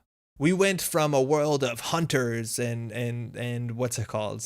Wall of statics and at some point bastions and enigmas, and we're down to the only ice that consistently sees play, Enigma, which is fantastic. This card's been around forever. It's gonna still be good. There's no more Yogg. Fantastic. I'm really happy Enigma stays, and I don't care about hunting the other stuff, whatever. Nobody plays that stuff anyways. Pad campaign, fantastic. And this subliminal messenger art, I don't know what possibly the art spec could have been for the original subliminal messaging art, because they sit down with the artist and say like, this is the card, this is how it works, this is what I want you to make, and then they ended up with this like 33% of an X-ray has gone through, and then somehow Nisei managed to nail that exact same energy in this bizarre but deeply lovely art. This is so cool that it's like beyond explanation, but it very much distills the previous beyond explanation. I'm a big fan. Enigma, as far as I know, is the card that has won worlds the most. That isn't sure Gamble Hedge Fund. Oh wow, right. That's pretty nice. Yeah, this is really cool. I'm such a big fan of that. And it's back, which is a big deal for like Mirror Morph. So anyways, this is the list of things that didn't make it. And I think this is such a big deal. Sorry that this is tiny, but like, I can't even zoom in. Enhance. Oh, I can. Enhance, enhance, enhance, enhance. So let's just talk about the stuff that isn't in here. I probably, if I was a smarter man, could sort by faction. Ah, very good. So, oh, did I break it? Did I destroy this? Is it possible that I could ruin this? I'm going to hit a refresh before I ruin. There's no way they give me edit privileges, right? What have I done? Can I sort by... What is... It's view only. Control Z. Okay. Why can't I sort it? It's good to know that it's view only. They saw me coming from a mile away. It says view only. Okay. Yeah, it does. It does. Okay. I'm thinking calmly once I've destroyed the whole spreadsheet. That's cool. Why is this breaking? Why? Okay, I guess we're just not going to sort it. Control Z doesn't do anything. Literally the first words, make a copy for yourself. Wait, actually, am I meant to read this? Oh, okay. Yeah, we're just going to look through it. We'll just look through it. That'll be fine. Okay. Let's check this out. Cards that are rotating in alphabetical order, which is probably the way that you're thinking about this logically anyways. So let's just go through this and talk about a bit of the cards that rotated and the ones that are really important. I have gone through the list of the 2 things that are rotating, the Sansan City and so looking at Sansan and Honor and Profit, which are the 2 things rotating, looking at those, I think there was about 40 cards that I think were meaningfully rotated out of what I think is like 180 cards. So not too bad. But then on top of it, now cards from the core set are rotating, which is something I haven't expected. So that number is going to be a bit higher than what I think, but I don't think it's that bad. This is probably the rotation where it feels the worst, because Sansan as a cycle was really, really good in terms of like flavor and fun and all that stuff. But you know, am I meant to read this? The Andre story? Yeah, Pat, you know how it is. Can you link the spreadsheet? I think so. Let me see if the Restream bot will link it. Yes. Yes, it's right there. Okay, let's talk about the cards. Can I hover over them and I won't get art? Okay, so let's talk about some stuff. Adonis Campaign, that is technically a classic card. Ooh, it does work. But people haven't played it in a long time. We are getting a new like Bioroid advertisement. So not a big deal, but this was a very strong staple card. I'm surprised to see this rotated, because I think this is like really good quintessential Netrunner in terms of like, you have to ice this up, you have to protect it, stuff like that. Other stuff, we have Akamatsu memchip. So like the 1 MU, 1 install cost, 1 influence memchip is gone. It's going to be really interesting to see what M memory looks like. There's a bunch of identities that don't have any memory cards. Criminals don't have any memory cards outside of consoles. Shapers have some really expensive clunky stuff. We did see a new card, we'll get to that, but that's a really big deal. Figuring out what like neutral memory looks like. Here's a copy with sort by faction. Oh, fuck off. You guys spoil me. I modeled for that. Oh, thanks. That's huge. That is a really big deal. Thank you so much. Okay, we're gonna start with Anarch, which alphabetically makes sense. This is what I said we would do. Okay, we're losing Cyberfeeder. Not a big deal. Let's talk about the cards that actually matter, I think. Data Sucker, we're not losing. We're getting a new Data Sucker that's a functional errata, works totally different. We're losing Faust, which at one point was the strongest card of all time in Netrunner, and now is largely not played. And I think that's very fascinating. A lot of the big points are that the support cards with it rotated, but that's really interesting to see, like the power level of this one card skew so wildly. What else are we losing? Immolation Script. That's just a feel bad for me and other people who like that card specifically. Otherwise, Stim Hack. That's one of the big losses. It's a bummer. We've talked about it before, but Stim Hack is a bit too much for one influence and really limits what they can do, specifically when it comes to Shaper. Because the fact that Shaper can like SMC out 9 credits of value for no real cost is going to stop you from doing things. How can we lose Queen Gambit now? It's so popular. That's a good point. Timing, huh? This honestly is one of the cards I'm the most bummed about. Street Peddler. Street Peddler is a hell of an interesting card. I guess I should open this into another tab for those who are not familiar with the card. Give me 1 second. Netrunner, Street Peddler. Street Peddler is like, does so many things. It's very interesting to play as the runner. You get a bunch of options. As a corp, is interesting to play as. It's really good value. It's really good efficiency. It lets you get through your deck quickly. It does so much. It's also one influence. It's also really fun. And it has a reference to Resident Evil 4, one of the best video games of all time. Such a big card rotating. I guess we're meant to have Gachapon to replace it, but Gachapon doesn't feel anything like Street Peddler. Gachapon more has that sort of, you know, like a gacha machine where you just kind of hope for something good, and Street Peddler lets you plan for something good, which I find to be really, really fun. At least now we don't have to play around Councilman, which nobody does. But oh my god, Street Peddler has a 5,000 word article written about it, and that article is so correct. This card is so immensely good. Gachapon is not the same as Peddler. No, it's not. And Gachapon isn't bad. It feels different than Street Peddler. Street Peddler is the what do you buy in? Here's some options, figure it out. And I love that. I really wish we had more cards like that. That was the thing in ONR from my understanding. Resources that were installed face down specifically, and the corp didn't know what they were. And then at some point you could reveal them, kind of like trap cards and what I imagine Yu-Gi-Oh plays like. So I think that's a big deal. I'd love to see a bit more about that. Maybe installing things face down as a runner kind of like breaks some inherent rules in Netrunner, but whatever. Gachapon is so conditional on what you're running. Yeah, that too. And Street Peddler, when it gets 3 events on it, whatever. Server rotating, A+. That card is busted. Turntable, that's one of the best consoles ever printed. It rotating is good because then Anarchs will probably have to play other stuff, things that don't cost 2, and probably have a bit more options now. So we'll see what they can do with that. Geist rotating, obviously a big deal, but it's about time. Very strong. 1 worlds-ish, almost 1 worlds, many times over. Could have 1 worlds. Geist is really, really, really, really, really, really strong. I'm really interested to see whether the Geist support cards, because it's worth noting that Geist came out in 1 cycle, and then Tech Trader came out in the next cycle, which is buck wild, because Geist was absolute trash for a really long time. So I want to see whether Tech Trader can get any sort of use. Otherwise, Bank Job, in theory, is a card. People don't play it. Data Dealer, this is actually a really big deal because if I'm not mistaken, Data Dealer and Artist Colony also all rotate at the same time. So when Whiteblade tells you like, oh, just play Artist Colony and that Sports Metal deck loses, you can say, I can't do that anymore. Please do something about Sports Metal. I think that's kind of a big deal. Losing Data Dealer is a sad times with Spombo. Exactly, right? Assimilator can't flip an instant speed though. That's a big deal for Street Peddler and hidden resources. Wait, why are we talking about Assimilator? If you play making an entrance and then run with Gachapon, it's like a double peddler. Oh man. Artist Colony is still around? No. Isn't Artist Colony in Sansan? No, Artist Colony is in Did my shade backfire?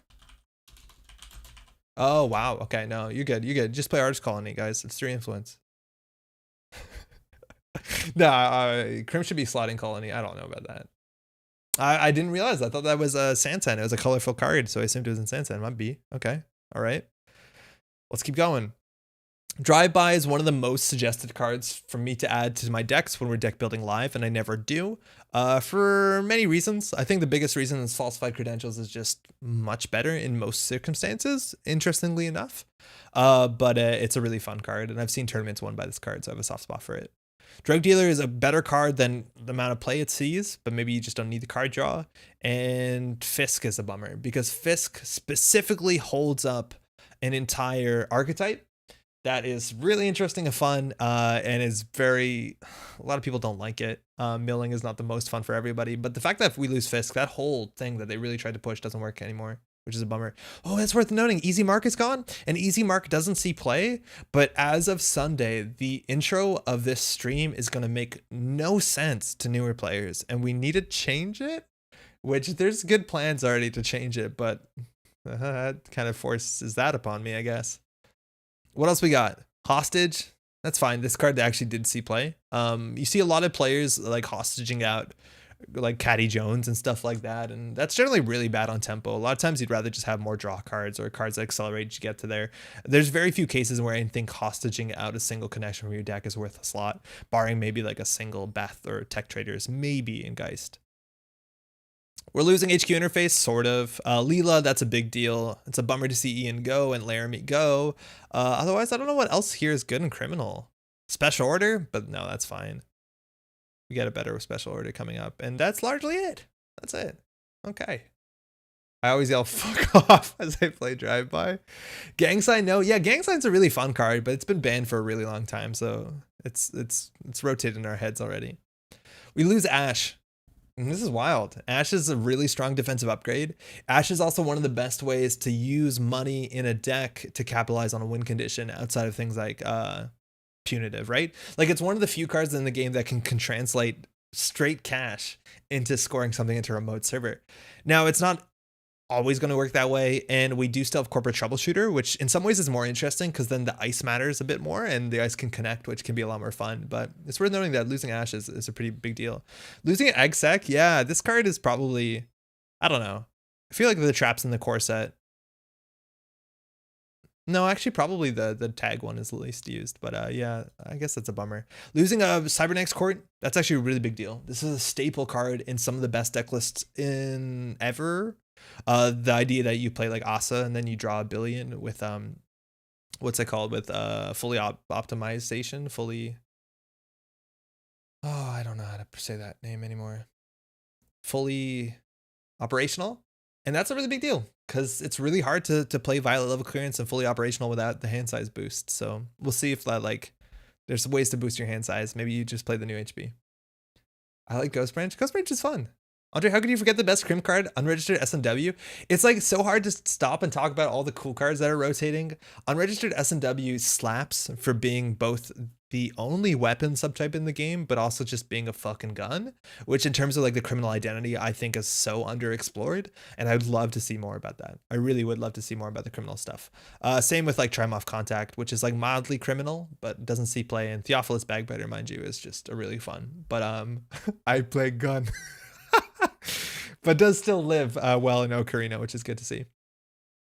Otherwise, HB, there's like very few strong power cards in HB, but they're very, very powerful. Losing Ichi and Heimdall, like, I don't think Heimdall's a very good card, but Ichi is not bad. And like the fact that understanding how many good mid-tier Bioroids you have for your Architects of Tomorrow deck is really important. Mason Bellamy doesn't really matter. Ryan Knight doesn't matter. Self-destruct chips, that rotates along with the brain damage identity. So yeah, it's a bit of a bummer. Team sponsorship rotating, that's a huge deal. That's a really big deal. I never played Theophilus. Ooh, you're missing out. It's real fun. It's real exciting. All my core set HP is gone. Having an identity crisis. Yeah, it's all gone. The core set HP got absolutely gutted. No more HP brain damage decks. Yeah, there's very little support for that. Besides the like Malia Zaloka, or I think that's her name. No, is that the one who picks up resources? There's a brain damage one, and then there's the other one that picks up resources. Team sponsorship is a really, really powerful card. It's such a big deal in any sort of asset deck. They can score an agenda and gain tempo at the same time, because that's one of the base rules of this game, largely, is if you score an agenda, you lose tempo. You spend money and time, and that gives the runner a way to catch up. But now it's like, oh, I got a Rashida back. Sucks. And this rotating is a really, really, really big deal. Now, also for combo decks, like sports medal decks, they needed team sponsorship to be able to like do that infinite combo where they can score 6 or 7 points out in a single turn.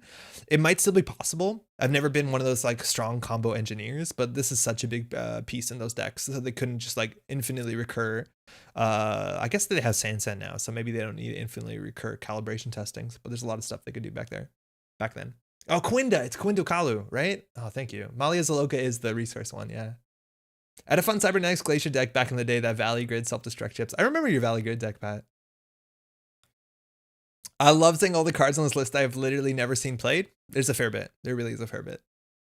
There's a Bagbiter Faust Opus game day deck that people played out of Chaos Theory. It was so much fun. I do remember that. I think we have a couple of videos of that on the stream too, on the channel.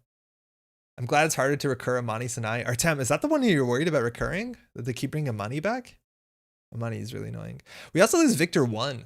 So being that like mid-range code gate Bioroid, that's gone too. That's wild. Okay, Jinteki, an offer you can't refuse. That's a bummer. I agree. Cerebral Cast is, in theory, can be a really strong card. It never really was. Cortex Lock, and this is a big deal, and we'll talk about this in a while once we get to some of the other cards. But Nisei wants to make Netrunner less be about the strength. They want it, the strength of a... Jesus, I'm falling apart. The strength of ice in Netrunner is a bit too big. It's a bit too strong. There's a lot of ice that you face check in the game without a breaker, and you can lose on the spot. Either literally with things like Cortex Lock, or figuratively by the tempo hit of things like Fairychild 3.0 and stuff like that. So you're going to see when we talk about the new ice and System Gateway, a lot of it seems a lot worse than what we have modernly, but modernly the ice we have is a bit too good. And we'll talk about when we talk about specifically about the Slums Cast interview with June, which slaps. It's so worth listening to.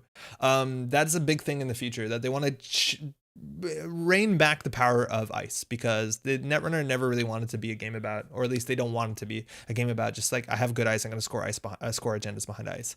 And specifically a card, and I've seen so many tournament games where people just run into Cortex Lock and die out of nowhere, like 3 cards in hand, okay, I don't die to DNA tracker, and then they res a Cortex Lock for 2 and they lose on the spot. It's not good television, it really isn't, so that's fine. If I remember correctly, I think my first play videos on this channel were Sansan IDs, Harpa, and Geist. I think that's correct. I like Cortex Lock, but yeah, losing instantly a little unfortunate when it happens. And the problem is, one of the things that I recommend the most is put down your console, run. I guess he died. That one's on me. Okay, we also lose Crick, which is interesting, because we have an identity that wants to keep cards protected in archives, and we lost the one Jinteki Archives ice, and this is a really strong ice. Fetal Eye going is a bummer. It's a strong card. What else did we lose? Inazuma, that's fine. I won't die to that anymore. We lose RP, which after the last couple months of Salvage Memories, I think everyone's okay with. Komainu has been largely replaced by Sai Santan. Marcus Batty is gone, and that's a really big deal. You don't have to worry about Marcus Batty cheesing you into subroutines. I think there are other ways to do that. Cards like Corporate Troubleshooter, but they're going to involve a bit more than just winning, 66% of the time and wins all the time sort of thing. I'm glad there's no baddie. Pour one out for RP. RP left in the worst place ever. Like, RP could have just rotated and gone as like a Dan D'Argenio Glacier deck, and then they had to make it a net damage prison. They really had to. What else we got? Mushin no Shin. Really big deal. This rotates. And I don't know, they haven't, Nisei hasn't specifically talked about this, but Nisei seems to have dialed down the power level. They've done some very interesting things when it comes to advanceable traps. It looks like that they've dialed down the level of advanceable traps, where the replacement for Junebug won't probably kill you if you run it when it has 2 or 4 advancements on it. You'll be okay, right? So that's sort of like big risk of whether I run it, oh, I die on the spot, whether I don't run it. That's got a bit more interesting, where the face checks I think are less punishing, like the accesses are less punishing, but with cards like Neurospike on Ronin in the meta, leaving those cards seems bigger of a danger. And I think that's much more interesting. They've made it less awful to hit things, but way more awful to leave things. That's what I've seen so far. So I don't 100% know what how that's gonna look like, but it's worth knowing that Mushin doesn't exist anymore. So you're not gonna be able to put out a card on your turn with 4 advancements on it. The closest you have is Kakurenbo, which maybe you can get 3 advancements on it if you have Jeeves, but generally it's gonna be 2 advancements. Salam, Mam never happened. Nobody would be happy to see RP leave. That's actually a good point. Commando is a really good gank target. Yes, it definitely was. Anything against subroutines with gank was really, really fun. Speaking of ice that just kills you, Saisantan, yeah, but Saisantan, you're right, but at least it's a bit more interesting, and at least it's reasonably costed. I don't know, Jazz, I think the concept of trapping the runner and ping damage poison is pretty hilarious. Spoken like true degenerates. This is really interesting to understand there's no more Mushin. And for what it's worth, Mushin was also not only a crazy card in terms of like efficiency, but it's also incredibly credit positive. Normally putting 3 advancements on a card is hella expensive, and they're doing it for not only less than 4 clicks, but for 0 credits. This card was really, really a big deal for injecting economy into decks that classically didn't have a lot of economy. So Kakurenbu, I think, cost 2. Neuralian P rotating hasn't seen a lot of play, but that's kind of interesting. So the damage out of hand threats are like much more narrow. It's a complete image and Neurospike, I think, only, and those are expensive cards, and one of them is trashable. Flotic Entanglement, that's fine. I don't know, this thing kills you out of nowhere. I guess now that just happens to sting. No Junebug, we'll get to that, but no Junebug. No Psychic Field. This is the worst unadvanced trap here. This card can just absolutely blow you out. You run this too late in the turn, and they win the side game, and you can drop to 1. A lot of times you'll lose. Specifically in a meta with Neurospike, a lot of times you'll lose. So having this now, the worst unadvanceable trap, I think, is Snare. So that's a lot more normalized. Mushin is one of the best altered evers. Yes, it is. It's very, very good. That is a bummer. Shikyu is an archives trap. We don't have those anymore. Yeah, we really don't have archives traps anymore besides like news team, I guess. People love Tenon. I don't. Sorry, Sanjay. Future Perfect. Honestly, a fun card. An interesting card. I'm surprised that this isn't staying. But also, it looks like Nisei doesn't care that much about 5-3 agendas, so maybe that makes a lot of sense. And that's it. NBN, okay, we're almost there. Cast and Call, it's a bit of a bummer. Close accounts, again, that's a really big deal. Close accounts not existing, the value of a tag, we'll get to that in a second. No Data Raven. Whoa, really? We'll talk about that. There is a new Data Raven. Otherwise, what else matters? I don't know what else matters here. Harpsichord's gone, Making News is gone, but again, tracing isn't a thing. Wow, these NBN cards are pretty bad. Product placement, really? No, but product placement is that a Sunset card? I guess so. Oh, that's a bummer. That's a really big deal for Sync. Really? I thought that was way later. I thought that was in Data and Destiny. Huh? C-Source, also we talked about that. That's gone too. On the neutral side, we do lose some really powerful stuff. Breaker Bay Grid has classically been a very, very, very strong card. It does need some specific support cards, but it can be a big deal. Fast Track, that's honestly a really big deal, especially when some of those HB decks or the built to last decks look like they can score pretty aggressively from hands. We're losing IPO. What? IPO is gone. What? Losing this card is so interesting. IPO, for those who don't know, you play at 8, it gives you 5 credits, it's terminal. IPO is an easy way to put a lot of money into basically every identity. And I'm a really big fan when they print good neutral economy, because that means that any jank you play can get a lot better. It's also a transaction, which matters for specifically one identity. But losing IPO, and this is something we kind of saw in Pat's decks last week, is the decks just didn't have money. And sure, Pat was playing decks that didn't have all the card support that they needed with the new identities, specifically the Jinteki, but like losing IPO from that deck lost a lot. Like that's a lot of money. Now, Daijin IPOs replaced by many in-faction econ cards? Yes, that's exactly what we've seen so far, is that every faction so far has been receiving other economy cards that are a bit more nuanced and interesting. And a lot of them are like gain 5 cards. I think, are there? I think we've only seen one actually. But like, for instance, we've seen a new Jinteki card, and we'll get to it, but it's basically like an IPO with another condition on it, which is pretty interesting. So we'll see. They're definitely replacing it, but it looks like they're replacing it in faction. So that means that the decks I guess get a bit more diverse, and then playing around and pressuring economy against every different faction plays a bit differently. Knowing their breakpoints is a bit different. Like, do they need 8 credits, 5 credits, 10 credits? What do they need to make more money? But losing this is going to be a big deal unless you can replace it, because this just slows down the game. I don't know if people have too much money. We'll see. Fast track as a replacement, it just costs influence if you're not MBN, has more counterplay. Yeah, but the big difference, Marseille, with the fast track is that with digital rights management, you can't score the card out on the turn, and a lot of people will use fast track and score the agenda out. You can't exactly do that with what's it called? But you're right. We're losing a lot of tutor. No more asset tutor with tech startup bootcamp. No hostage for connection tutor. No fast track for agenda tutor. Yeah, we do have DRM, but you're right. There's a lot of tutor we're losing here. We also lose paper trail, plan B. That's a bummer. Plan B is fun. Quicksand rainbow. None of this stuff really matters too much. Vanity Project means we don't have a 6/4 anymore, which does matter for, like, I don't know, Lady Liberty decks. And then neutral stuff. Oh, my back. What do we lose? Armitage code busting, as no longer has a job. That's rough. Crypsis, that's fine. Caddy Jones rotating, that's kind of a big deal. And Oracle May rotating is kind of a bummer, because that's like one of the quintessential like combo deck builder cards. And not having that is a bit of a bummer, because this is like a really fun build around, and I appreciate that. We're also losing Paparazzi, and we're losing Wireless Net Pavilion. And some players who are newer to the game might not see how important those cards were, but those were backbones to some very strong and some would say degenerate decks.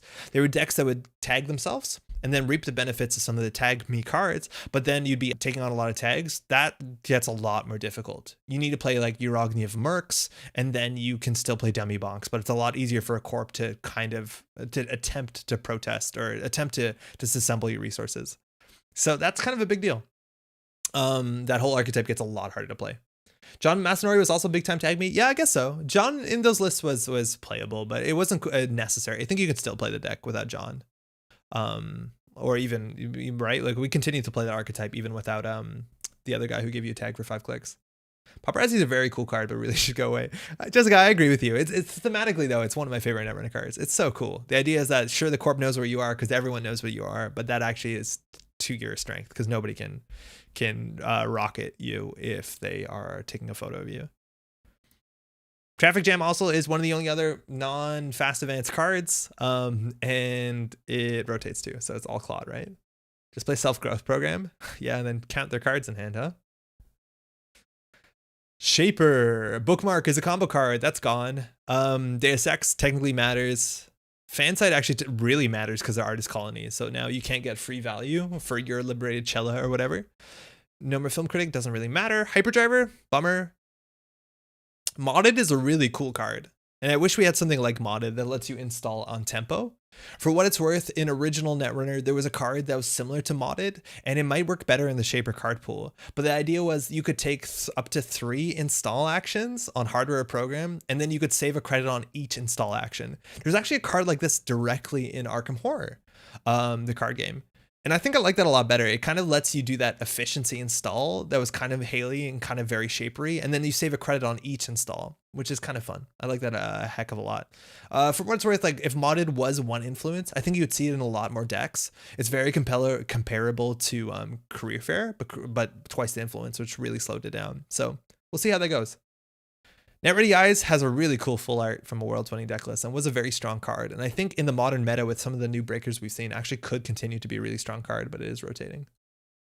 Oh, we lose Notoriety. Obviously a bummer. We're losing all the interfaces, but we're getting other pressure cards for central servers. Weyland loses Beanstalk. All right. Good luck. We lose Blue Sun. That's a bummer. And we lose a lot of Blue Sun support cards. We lose Hollywood Renovation, which means SSO is like really awkward because you can't build a full suite of 5/3 face-up agendas. So we'll see how that goes because SSO seems really clumsy. And we use Oversight AI, which mostly matters for Blue Sun, but some other decks did play it. And Spiderweb is not a splashy card, but for border control tech, it's a big thing. And we're losing Yagura at the bottom. Oh, why did that get there? And World's Plaza. Okay. All right. Netrunner being good at Gone is a huge bummer. I want alternate win conditions for runners. Yeah, but that's okay. You can just play Apocalypse. Am I right? Oh, Tour Guide. We missed Tour Guide. Tour Guide's a very, very, very, very powerful card. Beanstalk is gone. What the fuck? Yeah, nobody plays it besides building a better world. So maybe they've, for what it's worth, we've actually seen a transaction that looks like this but better, but it's not Weyland.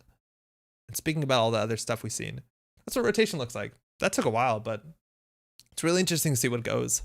But let's hopefully speed it up and talk about some of the other stuff we saw, because Community Spoiler Week was last week. Yo, Spags, what's up? Tour Guide was, oh man. Yeah, Tour Guide was really, really rough. We basically can now talk about all the stuff all the community members over the last week has spoiled. And it's a lot of cards. It's a heck of a lot of cards. And there's some huge shout outs to different people of how they spoiled things, because a lot of this stuff is really, really good. So let's start here with the ShadowNet. And we actually played these cards on stream with permission from the nice people at the ShadowNet. They're very, very interesting. I'm going to shout out basically every piece of content that these things were released alongside, because almost all of them, I'm just going to say all of them, right? Were very much worth checking out. And it's also a really good way to find more content if you want to like care about Netrunner and get into more conversations. So for instance, the ShadowNet is a podcast. Phil from, I'm going to say Alberta, right? From the prairies and Eric do this podcast. And they got these cards. Nice. I think DDoS is the biggest one missed. Might be APOC unplayable. Jonesy, DDoS isn't one of the most powerful cards in the game, but it's been banned for a while now. So I didn't consider it when it comes to rotation, because largely it's rotated in our minds. Yeah, just like Arzan saying, DDoS was already on the ban list. But you're totally right. It's one of the biggest powerful cards on that list that rotated. So we got 4 cards here. Wildcat Strike is an Anarch card. Also really interesting. People had questions about what these 2 dots were, the 2 dots. So that's the quantity of this card in the starter deck of System Gateway. And this is something that actually goes all the way back to the original core set. So when you're playing the deck, you can look at the bottom and be like, oh, well, if I have 1 in hand, there's another one in deck, because there's 2. And I like that in System Core. And then they stopped doing that in the updated core sets, which is a bummer. Anytime you see ++, this is actually part of the advanced System Gateway deck, because the original System Gateway deck, the basic System Gateway deck, is only 30 cards, I think, on the runner side, and it has a lot less interesting mechanics in it, as a very bare bones learn how to play the game. And then these ++ cards are meant to be more advanced cards that you continue to add to your deck once you're comfortable with the base set of the rules, to bring it up to like a 40 card minimum deck. So you see things like this that are a bit more nuanced and require a bit, or expect a bit more information or a bit more expertise about your opponent, specifically when it comes to Wildcat Strike. So Wildcat Strike, a lot of people have different opinions on this. It's you pay for 2 credits, and then the corp chooses one of the following options. Either you gain 6 credits, which makes it, if you don't reduce the cost of this thing, like a sure gamble, or you draw 4 cards. And what's really important is that it's a single influence, so just about anybody can play this. This is a really interesting card, because we've always said giving your opponent a decision means that this card is going to be always the worst of the 2 options. And out of the 2 options here, I feel like they're both pretty good for you, but there's certain situations where one is clearly way better than the other. I'm feeling the draw 4 cards is usually going to be much stronger for you. If you play this as a sure gamble, a lot of times that can be fine. Maybe if they're on low credits, you would choose to draw 4 cards, but I feel like giving the runner 4 cards is a disastrous issue. So I don't know how strong this is. That being said, for 1 influence for like a flexible sure gamble, that seems okay. That seems fine. We'll see. We'll see.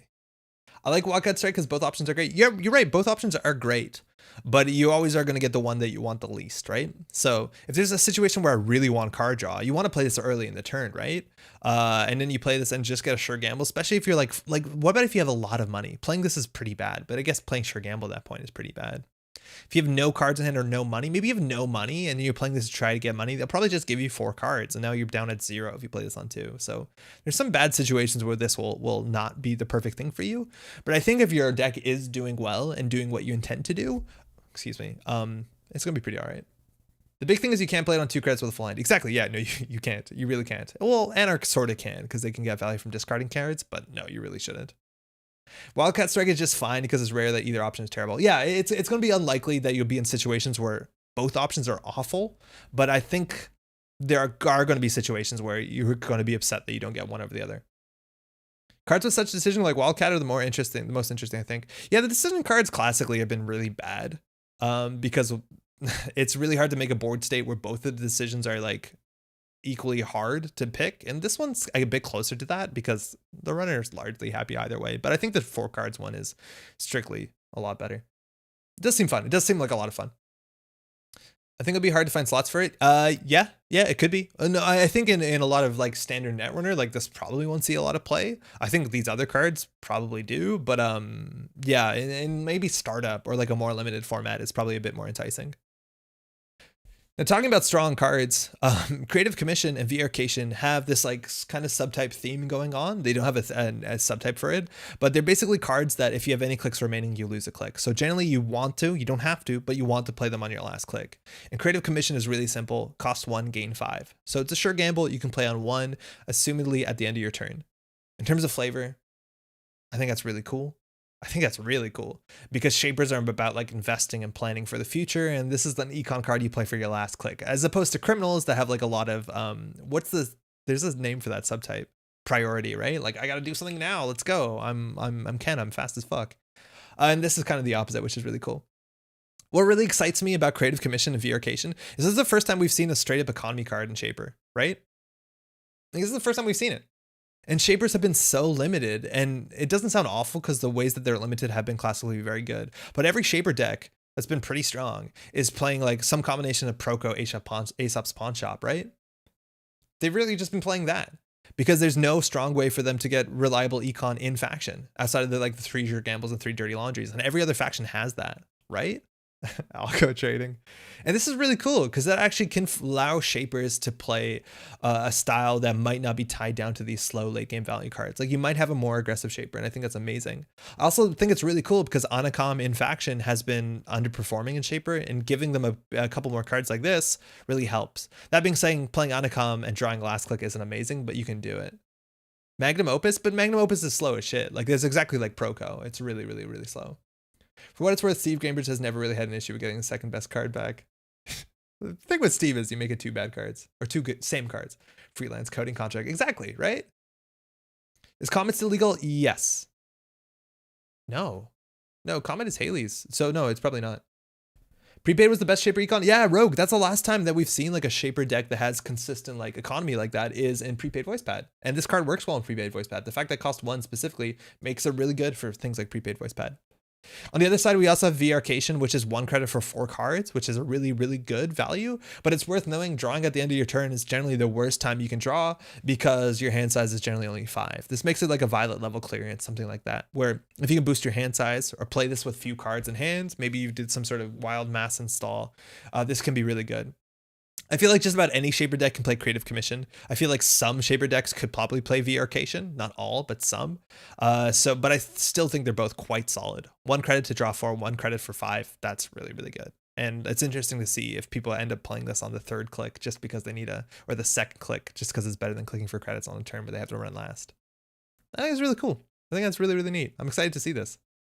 A lot of cards, but awkward. Yeah, right?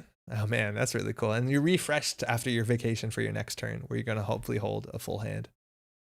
We also did talk about Conduit on the stream because we played it, and Conduit's really, really strong. Functionally, it works a lot like Medium, but it's in Shaper, which is meant to be like the R&D pressure deck. It is also Liga art, and it's so good. It's so good. Check out that art, zoom it in if you can. The one big difference with this card is that you have to spend a click to make the run, so you can't combo it with other run events or things like Red Team, which does lower the power value. But having a card like this that shapers can pressure out as soon as turn 1 if they want to have strong pressure from things like Tau, to be like, okay, well, R&D is weakly defended because I moved your shitty ice there. That's such a big deal, is that like shapers have strong pressure. You can zoom in if you click them. Oh, that's a really good point. Thank you. It's not the highest quality art here. I think I've seen stronger somewhere else. But this is a really, really, really, really, really, really strong card. People will probably splash this as well. Like out of faction, you probably will. It is medium. It is a bit more reasonable. And Shaper needs that in faction to have pressure, because right now the problem is Shapers don't pressure centrals. They don't do anything else. Conduit, run, Creative Commission, too good. Yeah, right? That's amazing. The biggest deal of Conduit's click is that you can't double up a Maker's Eye. Exactly, yeah, you can't combo this with other run events. Now you can, because you notice whenever successful run R&D ends, you may place a virus counter. So if you're going to run R&D anyways the first time just to get a counter, you could always Dirty Laundry in. But anytime that you want to see multiple cards, you have to do the click here.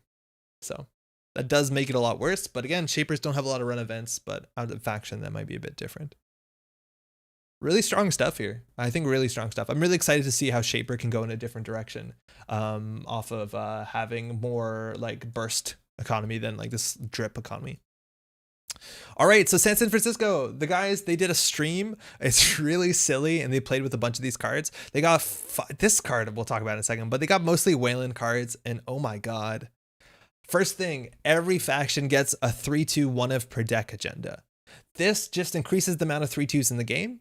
And we'll talk about this in a second, but June, the lead designer on Nisei, wants 3/2s and 4/2s, specifically 3/2s, to be a bigger part of the game. They really do. They don't like the 5/3s going on, and this is closer to what they want. Now, the fact that this is a 1 per deck makes it obviously a bit wild, and the fact that we have Sands and City Grid, still we have cards like Trick of Light, Audacity, all that sort of other Weyland Fast Event stuff you saw on the Titan list, means that having more 3/2s is really powerful.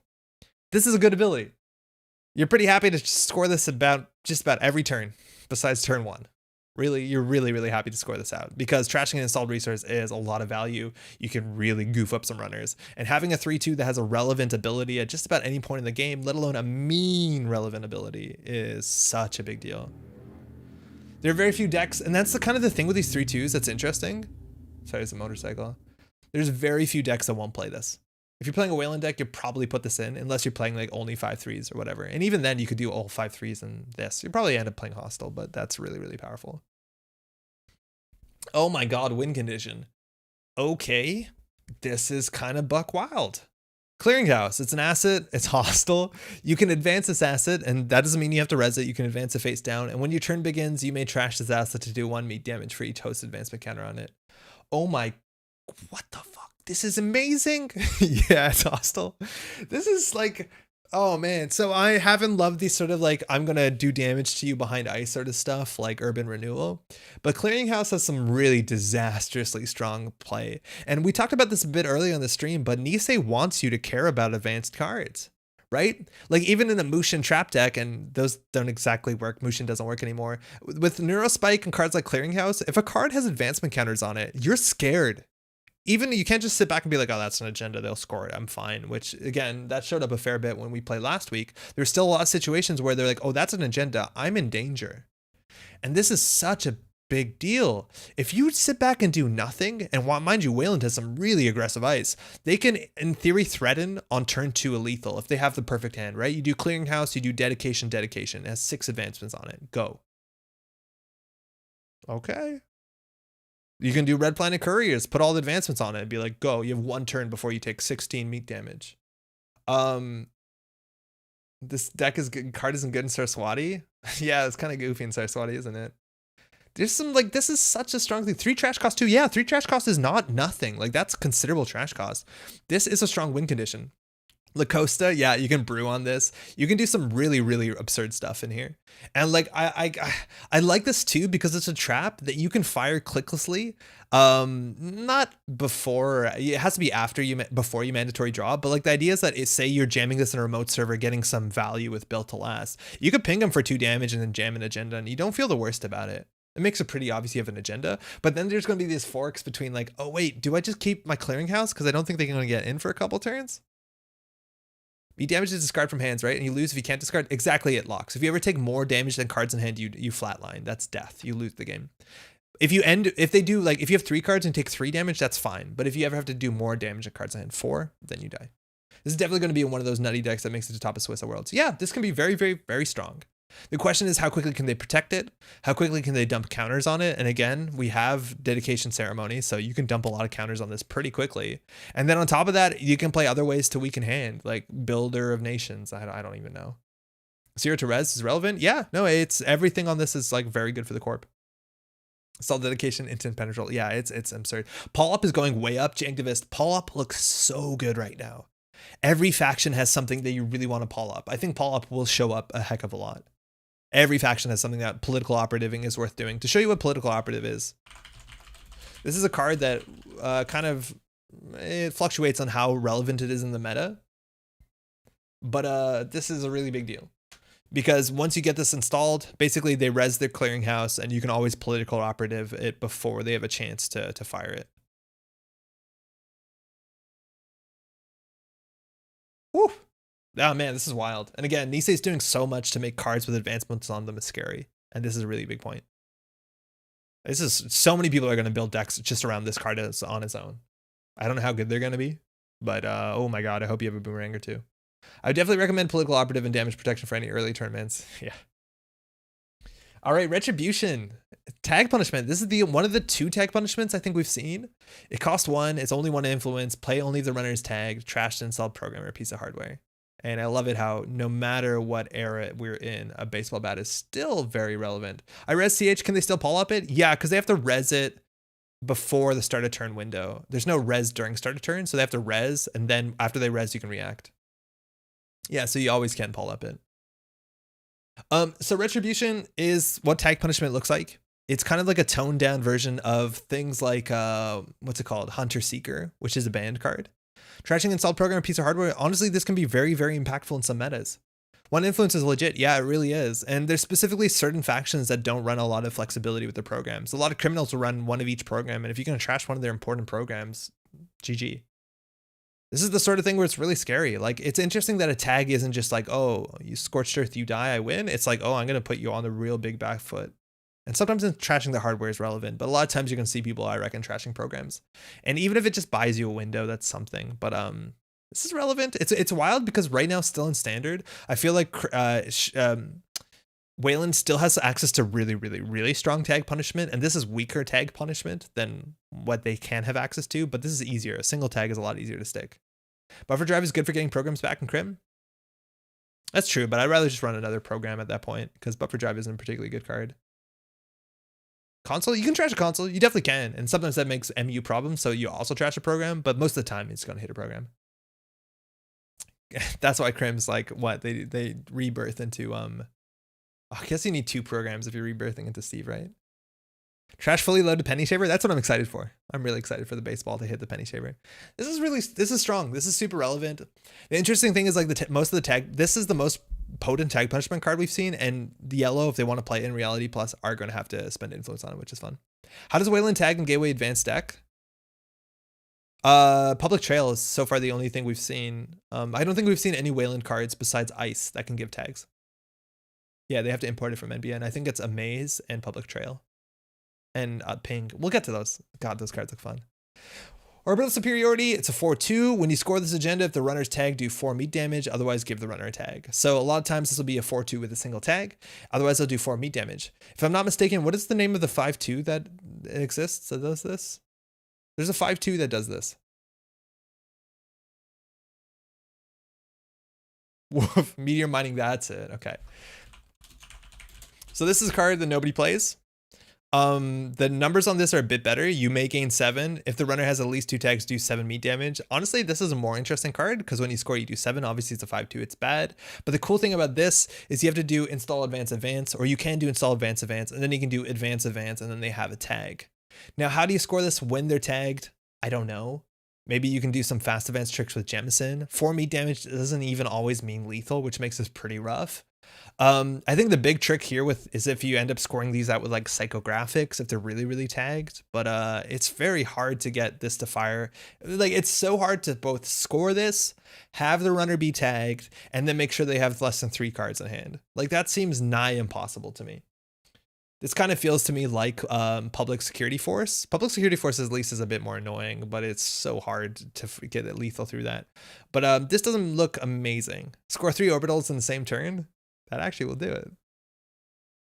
Value Orbital is still fine though. Value Orbital it's okay.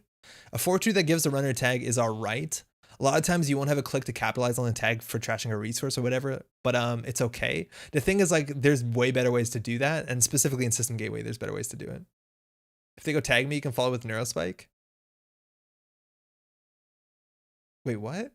But it's not a choice, right? It's either 4 net damage only if they're not tagged. 4-2, I'd rather play Cyberdeck Sandbox. Yeah, there's a lot of like better neutral 4-2s, I think, than this. But this is interesting. I think you just score this and give them a tag to deal with it next turn. Yeah, but that's not amazing, right? Like, I see that. Like, 4-2, and then they have to remove a tag. Like, that is a tempo loss, but like, it's just not amazing. I want to see if there's any combo opportunity within System Gateway to make this like playable. With Saint-Saëns a 2-point fly on the wall, we have a 2-point fly on the wall in the set, though. Isn't -4 cards for the runner a great payoff? Or are they able to get cards fast enough? No, doing 4 meat damage to the runner is good. But like setting it up where you score this when they're tagged just to do 4 meat damage and it doesn't kill them? Oh my god, that feels bad. How do you score this when they're tagged? IA public trail score. Right, but like how rough is that? Like you have to protect this, you have to have public trail, they have to have less than 7, you have to pay 4 for the public trail, then you have to score this out. Like, fuck. That's so much. I don't think this card's very playable, but if I'm playing it, I just want to try and score when they're tagged. Yeah, 100%. Like I think you're gonna have to work for this. I just don't think it's gonna work most of the time. Just it's easy. Okay. DZMZ optimizer. Hardware, 1 MU, 2 credits for shaper hardware. The first program you install each turn costs 1 credit less to install. I'm so bummed out by this, guys. I'll let you in a little secret. You know how cool Nisei is? When Nisei contacted community folk to say like, hey, we're going to give you some cards to spoil, they didn't just give us our cards. They gave us a list of all the other cards that would have been spoiled by that time. They gave us all the cards that would be like, these cards should be out by this day. So if I wanted to record the video on that day, I could and be like, oh, this will work really well with DZMZ optimizer, right? Because that was meant to be spoiled. This card was on the list of cards that would have been spoiled by the system week, by spoilers week. So I don't know exactly what happened there. They probably just changed their mind.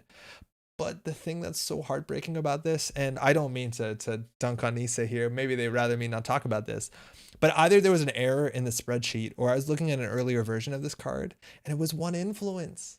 It was 1 influence. And you know how excited I was to put this into every deck for 1 influence? I was going to consider playing the bird lady. I don't even know her name anymore. Khan. I was going to play Khan. Oh, and now it's 2 influence. Morgan said it was originally 1 influence and they had to change it late. Fuck. That's exactly it. Oh, it's such a bummer. It was too good at 1. I believe it. At 1 influence, this was basically the new Akametsu M chip and it gives you value for installing things. I like it. I like the design. I think a 2 influence is going to not find its way into criminal decks as much as I'd want it to. Even a 2 influence, it might be a hard sell for like virus decks, like the sort of Aesop Pawn Shop pseudo noise decks that want to install a lot of viruses. I think 2 influence is a bit of a lot. Maybe I'm gonna be wrong. This card makes Khan of the Bird so much more playable. But the thing is, like, Khan only has 12 influence, so 2 influence goes really fast. If this was 1 influence, oh my god, the Khan decks would be so fun. Especially also because the other criminal breakers actually kind of work okay with Khan, sort of, kind of. Not really. 2 cards, 2 turns, and 8 credits is a reasonable price for 2 points, tag, and 4 damage. It's not a tag and 4 damage. It's a tag or 4 damage. I'm gonna try 3 optimizers and 3 double charm. Sounds fun. Because then you get the MU for Rizeki, and then you get them down cheaply. Oh, that's true. Yeah, this with Rizeki is a bit silly. Why play Khan when you can just play Real Identity? Because I want any excuse to make Khan playable. This thing is going to install so many chameleons. Oh my god, Platonic. It really is. I think a lot of people are going to like this card. I like this card in terms of like, we don't have Akamatsu, so this is the cheap, like, you know, MU you can play in your deck, but it's a bit more interactive. And I liked it a lot. We lost Sahasrara, which I loved for installing cards. On top of this, also, this is more to my alley. There is that 1 3 credit, 1 MU card that gives you a credit when you break all the subroutines. I don't know the name of the card. I always forget, but it's like the exact opposite of the Netrunner I like. That's the sort of like late game, oh, once I get my rig, you're going to see how good I'm going to be. As opposed to this, which is like, I'm going to get this down on even turn 1, turn 2, and then start building my rig and getting value from that. Cyberdelia, thank you. And I think this is so much more interesting for the game and so much better, and it allows you to aggressively grow and plan your installs every turn because it's the first program installed in each turn. I think it's amazing. And 1 influence would probably have to be unique. Yeah, Jodahi, I think you might be right by that. But if this card was unique, I don't think anybody would be playing it, let alone be playing 3 of it. So it'd be really high variance. This is really good when you have 2 of them too, right? Or even 3. DZMZ is better than Akamitsu in nearly every case. Well, it's twice as expensive, but largely yes. Of course I was going to say that. Anyways, obviously very good. At 1 influence, it's probably way too good, and I believe it, but that was a roller coaster of emotions when I was like, I'm so excited to talk about this thing. What? 2 influence? Please no. All right, Kitchen Table Netrunner. They put out a podcast. This podcast, I don't know the name of the person, but it's them and their partner talking about their experience playing Netrunner. They're not very competitive players from the self-deprecation. That's what I've assumed. And it was a good listen. It's really nice to hear the new player experience, people who are new to tournaments, understanding like how things work, especially them reacting to some of the rules changes with upcoming Netrunner. It was really cool to listen to. Check that stuff out for sure. And they got some 4 HB cards and they're quite strong. We got the 3/2, the 1 of in the deck, and it says when you score this agenda, gain 3 clicks. You cannot score agendas for the remainder of the turn. Oh, that's so good. DZMZ stands for the names of 4 Nisei devs? Really? Zoe? David? Morgan? What's the second Z? Morgan, Zoe, David, and I don't know the last one. Oh man, I guessed it good. Okay, all right, let's go. Luminal transubstantiation. Transubstantiation is a word, I think it comes from Christianity, right? The idea of like the body becomes like the host, you know, the wafer, it actually becomes the body of Christ, and the wine becomes the blood. Like the idea that something moves from physicality to physicality. It's fun. Luminal plus Neurospike. Yes, you have 3 clicks to do Neurospike, Neurospike, Neurospike, and they die, which is nice and fun. This is a very flexible and fun card. Scoring a 3/2 is really powerful, and then having a full turn to do whatever the heck you want is amazing. I think this is a really strong card. There are going to be some fun combos with it. It's a 1 of the deck. When you fire it, you're going to be really happy because it's super flashy. Morgan challenged everyone to figure out DZMZ. Shit. We're missing 1 Z there, huh? You can't score, but you can still IA. You can do so much with this, right? And that's a really big thing. You can score this out and then have another turn to protect it in the server. Maybe you're setting up your cold site server and then you have 3 clicks to be like, oh, advance, advance, advance. You'll never run this. There's a lot of flexibility with this thing. I like it a heck of a lot. Especially also because it works with that Malapert thing where you score it, you can pull a card from your hand, from your deck into your hand and then set something up. It's really cool. It's when the Eucharist physically becomes flesh and blood while keeping all the properties of bread and wine. So you can't scientifically see or tell. Yes, right. So that's the idea. That's what transubstantiation is. And here it looks like we're substantiating minds into machines, something like that. Clearinghouse, Deddy, match cold site servers. That's exactly it. Oh, man. PD, recur MCAAP, install, click and again. Yeah, you can restore an MCAAP, MC austerity policy. You can click it. You can do some wild stuff with this. This is very flexible, very cool. When you score this, yeah, it's going to be really hard not to mirror. Oh no, it's actually hard to mirror morph on this because it's your first, second, and third. Oh, that's a bummer. Seamless launch. What? Place 2 advanced encounters on 1 installed card that you did not install this turn. We are launching Nico, our androgynous Bioroid. 2 advanced encounters on 1 installed card that you did not install this card. Install this turn. So it's a mixture between dedication ceremony and like shipment from Sansan. The big thing here is that the card can't be installed this turn. So you can't fast advance from hand with this. Would be really powerful. But you can do some incredible stuff with this. 2 advancements for a single counter means you can never advance 4 2s. Even 4 3s exist in the game. You can do some wild stuff with this and mirror morph. You can do like, I don't know, install seamless launch advance, and then you have a click left over if you want to do some stuff. It's really, really, really flexible.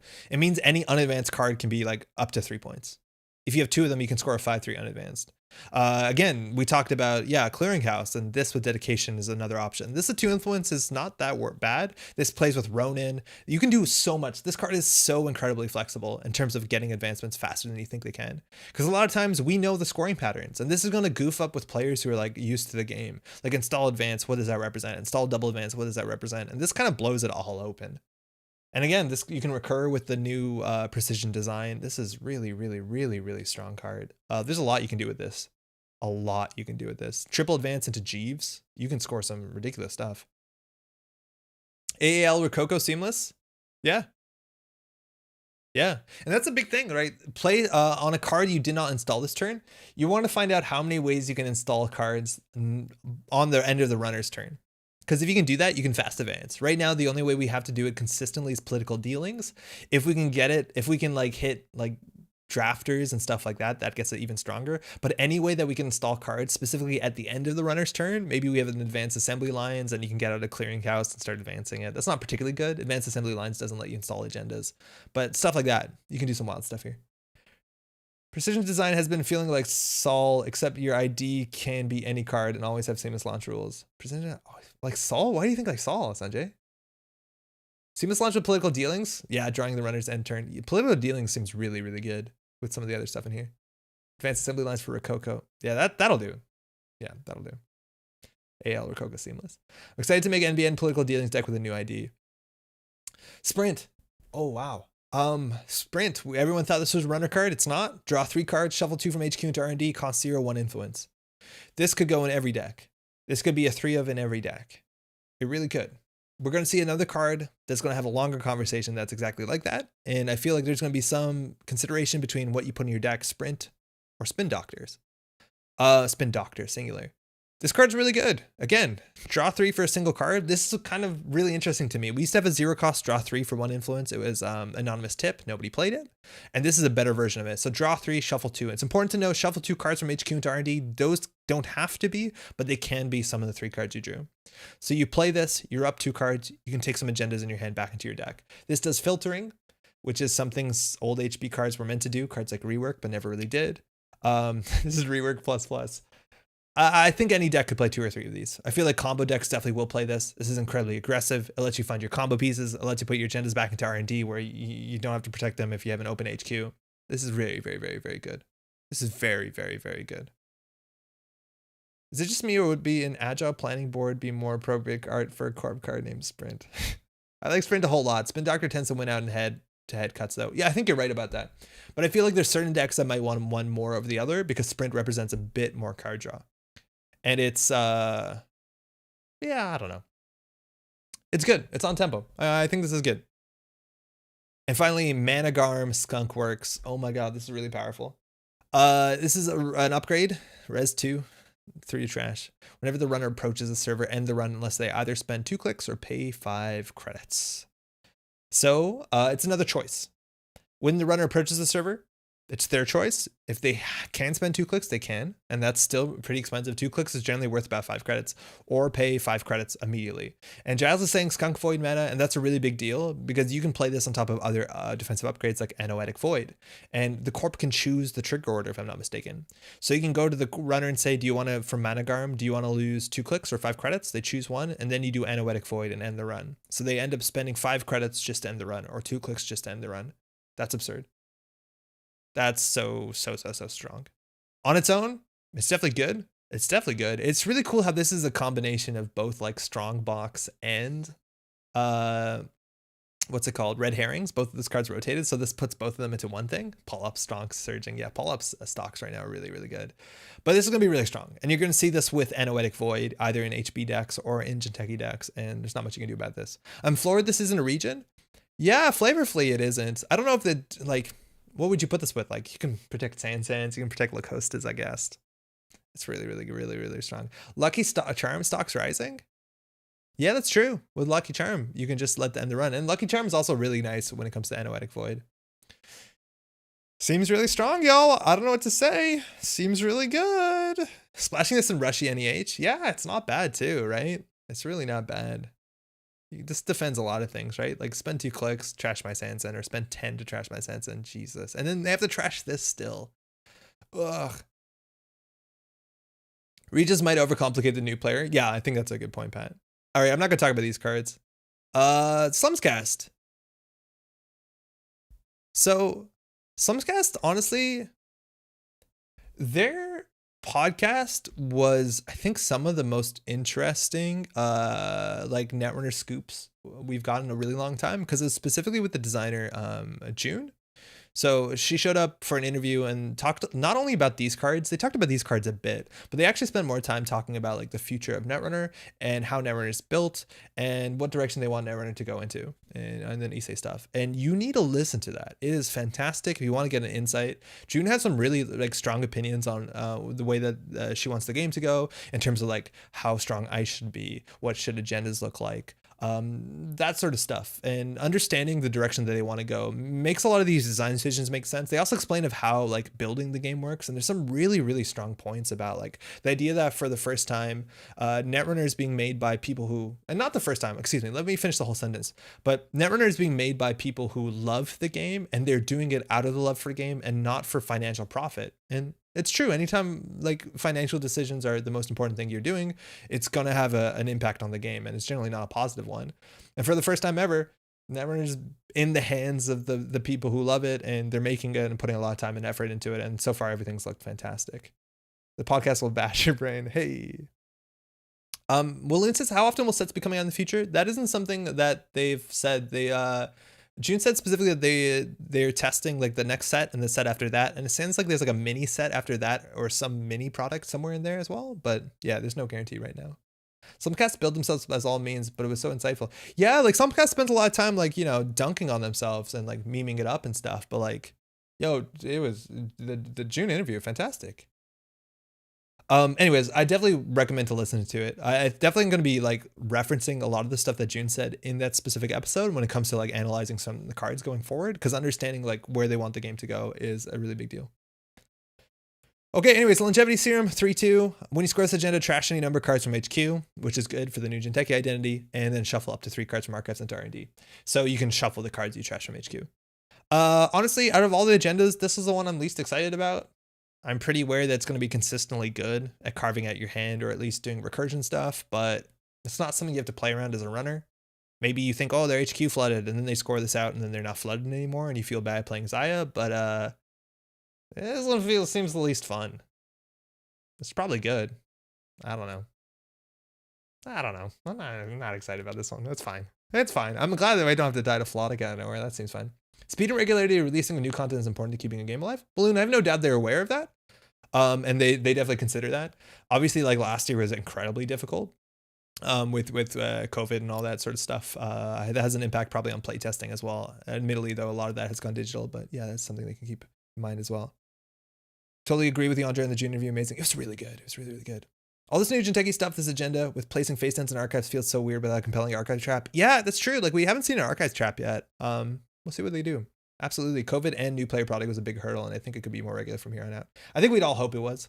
But even if they're doing the things that they're doing now at the pace they're doing now, like I'm not complaining. It's been great. Jinteki 3-2s are their best agendas rotated. Jinteki 3-2s are sad their best agendas rotated. I'm not sure I follow you, Thanos. Anyways, this is a longevity serum. It's fine. It's definitely good. Okay, I don't know how to say this. I'm imagining it's Urtica cipher. I would say Urtica, just to make it sound a bit Slavic. It's probably not. It's an ambush asset, and you can advance this thing. And when the runner accesses this asset while it's installed, do 2 net damage plus 1 net damage for each advancement counter on it. So this is the new June bug, and I think it's fascinating. Because there's this big difference that we always call out when we stream between advanceable traps and unadvanceable traps. Assume that someone puts a single advancement on a card, you know it's an advanceable trap, and then you can figure out what that means. This card gets value as long as it's installed in either form, which makes it incredibly flexible, which is fantastic. Now also the numbers and kind of like the damage curve on this scales a bit differently. Unadvanced, 2 damage. Technically, best value. Sort of. As soon as you advance it twice, or you Kakurenbu it out, it does 4 damage, which is the same as Junebug with 2 advancements on it. After that, though, it doesn't scale as well. So if you ever get this to 4 advancements, the most it's going to do is 6 net damage, as opposed to a Junebug with 4 advancements, which would do 8 net damage. And this is the thing that I've been trying to say, that it looks like they're trying to lower the power value of advanceable traps when they have advancements on it, so that like you don't hit it. It's like a huge blowout, like, oh, 8 net damage, you lose on the spot. But more so make the value of cards with advancements on them scary, right? Like you can play Clearinghouse in Jinteki deck, and so they run hit a snare on centrals, and then you res a Ronin and a Clearinghouse and they die. So I think that's very, very relevant. It's also 2 to trash, which I don't think matters that much. It protects them mostly from centrals because you don't have too big of a reason to trash this in remotes, barring like Trick of Light. Paul political dealings with no medical. Yeah. There's no medical breakthrough anymore, I don't think. It's interesting. It also doesn't cost money, so you can't credit deny them out of the Junebug range, which is something I have no doubt that Jinteki appreciates. Banana hammock is all the rage. Yeah, I don't know what this is. The novel spin-off of Chronos Tech with mixing sensitive data with ethically sourced brain images of injured staff. Few intruders can handle 1,000 years of skin burns in one moment. Jesus, fuck. Are you still covering new cards? Never change Andre Aeons. Yeah, we are. We played 1 game tonight. Anyways, I think that's great. I think it's fantastic. It's good. It's a more interesting June bug, more interesting play space. Karuna. Okay.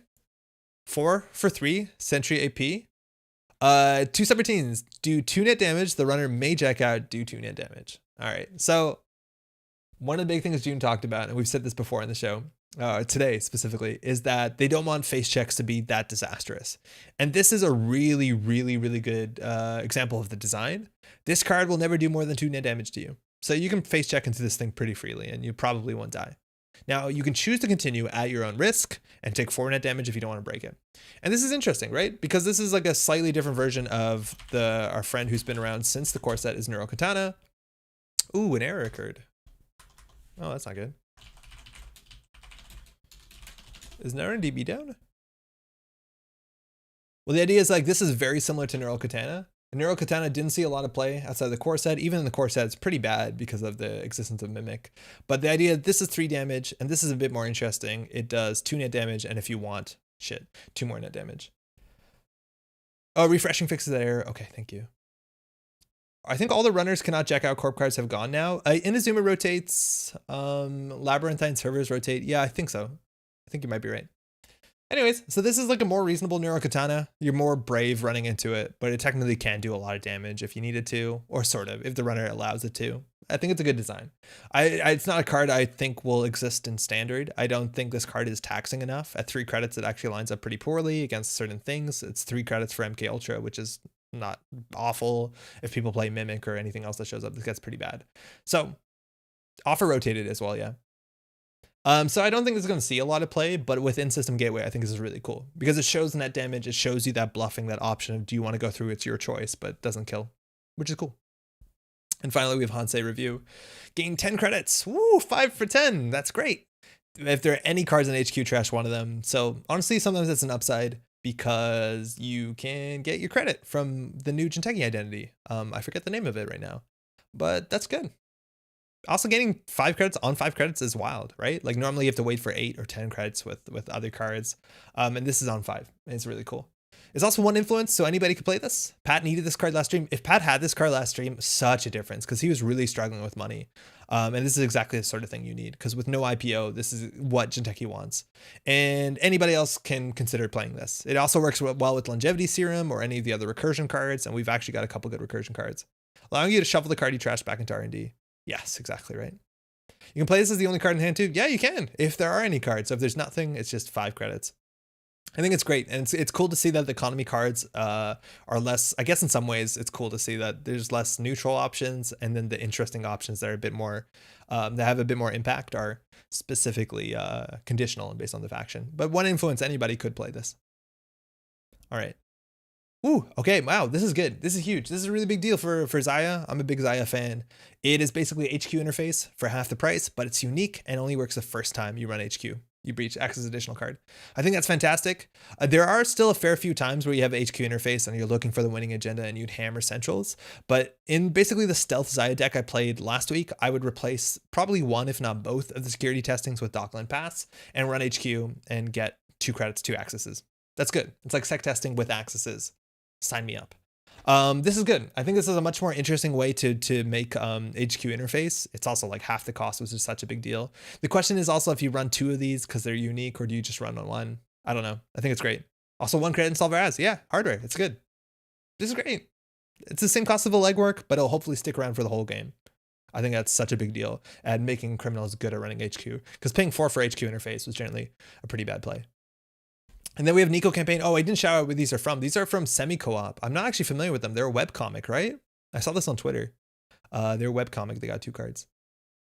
And then we have Nico campaign, which is a new Bioroid campaign. It's an advertisement like most of them have been. It is 2 to res, 2 to trash, 2 influence. When you res this asset, you put 9 credits onto it. And when it's empty, you draw a card. That's generous. And when your turn begins, takes 3 credits from this. So a lot going on here. It's 7 credits and a card draw on a card, which is really good. It pays off on the first turn. It's actually credit positive, excuse me, like something like launch campaign where you actually gain money off of the res. So there's almost every situation you will res it. There are some situations where you consider, I guess Maryland, you'd almost always res 2. And it's good. It pays off fast. This is fantastic. If that was 1 influence, no, it'd be a bit too good at 1 influence. That's where Maryland lives. This is fantastic. Feels like a weird one to have at the same time as Maryland. Yeah, a bit, kind of. But I'm okay with it. Like we used to live in a world with Adonis and Eve, and at least those cards were very different. These kind of pay off similarly. Maryland's a turn shorter, but does get the shuffle. It's interesting. You got options. One of them's less influence, but it's a very strong card. And I like this because it doesn't take up the server for too long. So you can jam in if you want to. That's good. It's really cool. And this draw one card thing is really interesting because it just kind of like Maryland campaign. If you're like the next level player and you plan for the turn where you break R&D lock or draw an extra card, you can go pretty far. Bit of a hard sell out of faction. Maybe, yeah. It might be a bit of a harder sell. Advertisement obviously puts in Spark, but not a lot of decks would like play Adonis, and this is kind of similar. Is Maryland Shuffle R&D Dilution worth the lower payout? Maybe. For what it's worth, the draw thing here is like nicer for combo decks. Like it gives you that sort of that extra fuel for like an asset spam deck, stuff like that. Maryland Shuffles, which sometimes is a downside, sometimes is an upside, but sometimes is a goof when you're playing like a Daily Business Show deck. That being said, shuffling your deck on command with Daily Business Show can be important. You don't have to ice Maryland. No, you don't. You don't have to ice Maryland. This one you probably do want to ice. It's interesting. Maryland's 3 credit trash, and shuffle means it's much less likely to be trash, which I like. Yeah, a lot of people don't goof with Maryland because it feels bad, but you definitely should. Oh my god, we're almost there, y'all. Winning Agenda, podcast that I wasn't aware was making Netrunner content. I think a lot of the last stuff they did was Magic the Gathering stuff. But we got some yellow stuff. I actually haven't listened to this episode yet. This is the only piece of content that I didn't have the time to get to though, but I'm going to. So I can't say much about the content because they did a podcast. I think they actually even accidentally spoiled another card that's not here. So go check it out. Yeah, I know there's even more cards. Tomorrow's headline, 3-2. Give the runner a tag. It's a fly on the wall and a 3-2. That's really good. People don't play a fly on the wall. You probably want to play fly on the wall a bit more with Sands and City Grid, and this is even better. This is fantastic. This is where the neutral 4-2 looks silly, but of course, this is only one of them in the deck. This is really great. It's good. It's really, really good. Also, TGTBT. TGTBT rotated a long time ago, and it doesn't fire when scored. This, when scored or stolen, give the runner tag. Oh, I forgot about that, scored or stolen. Oh, it is like TGTBT. Oh man, that's sick. That's so cool. I wouldn't say exactly strictly better fly on the wall because having a 1-pointer matters if you're playing a fly on the wall deck to do exchange of information, but a very, very powerful card. The on stolen part makes this really, really good. Man, that's amazing. Even without that, it would be fine. Actually, it would be quite nice. They stapled the fly on the wall in TGPT and we got this. Yeah, and then they made the 6-3 though, which is really generous. This is good. It's really good. Oh boy, it's already 11 and now we're starting to talk about Spin Doctor. We're going to be streaming for another 3 hours. It's Jackson Howard, y'all. They did it. They reprinted Jackson Howard. We all asked for it, didn't we? Did we? I don't think I didn't. I didn't ask for this. Less wholesome Jackson. That's actually a really good point. It is incredibly less wholesome. Okay. For those who are new to the game, and like, you'd have to be playing for a really long time for this to be a thing that you might know about. Crack open a diesel, buddy.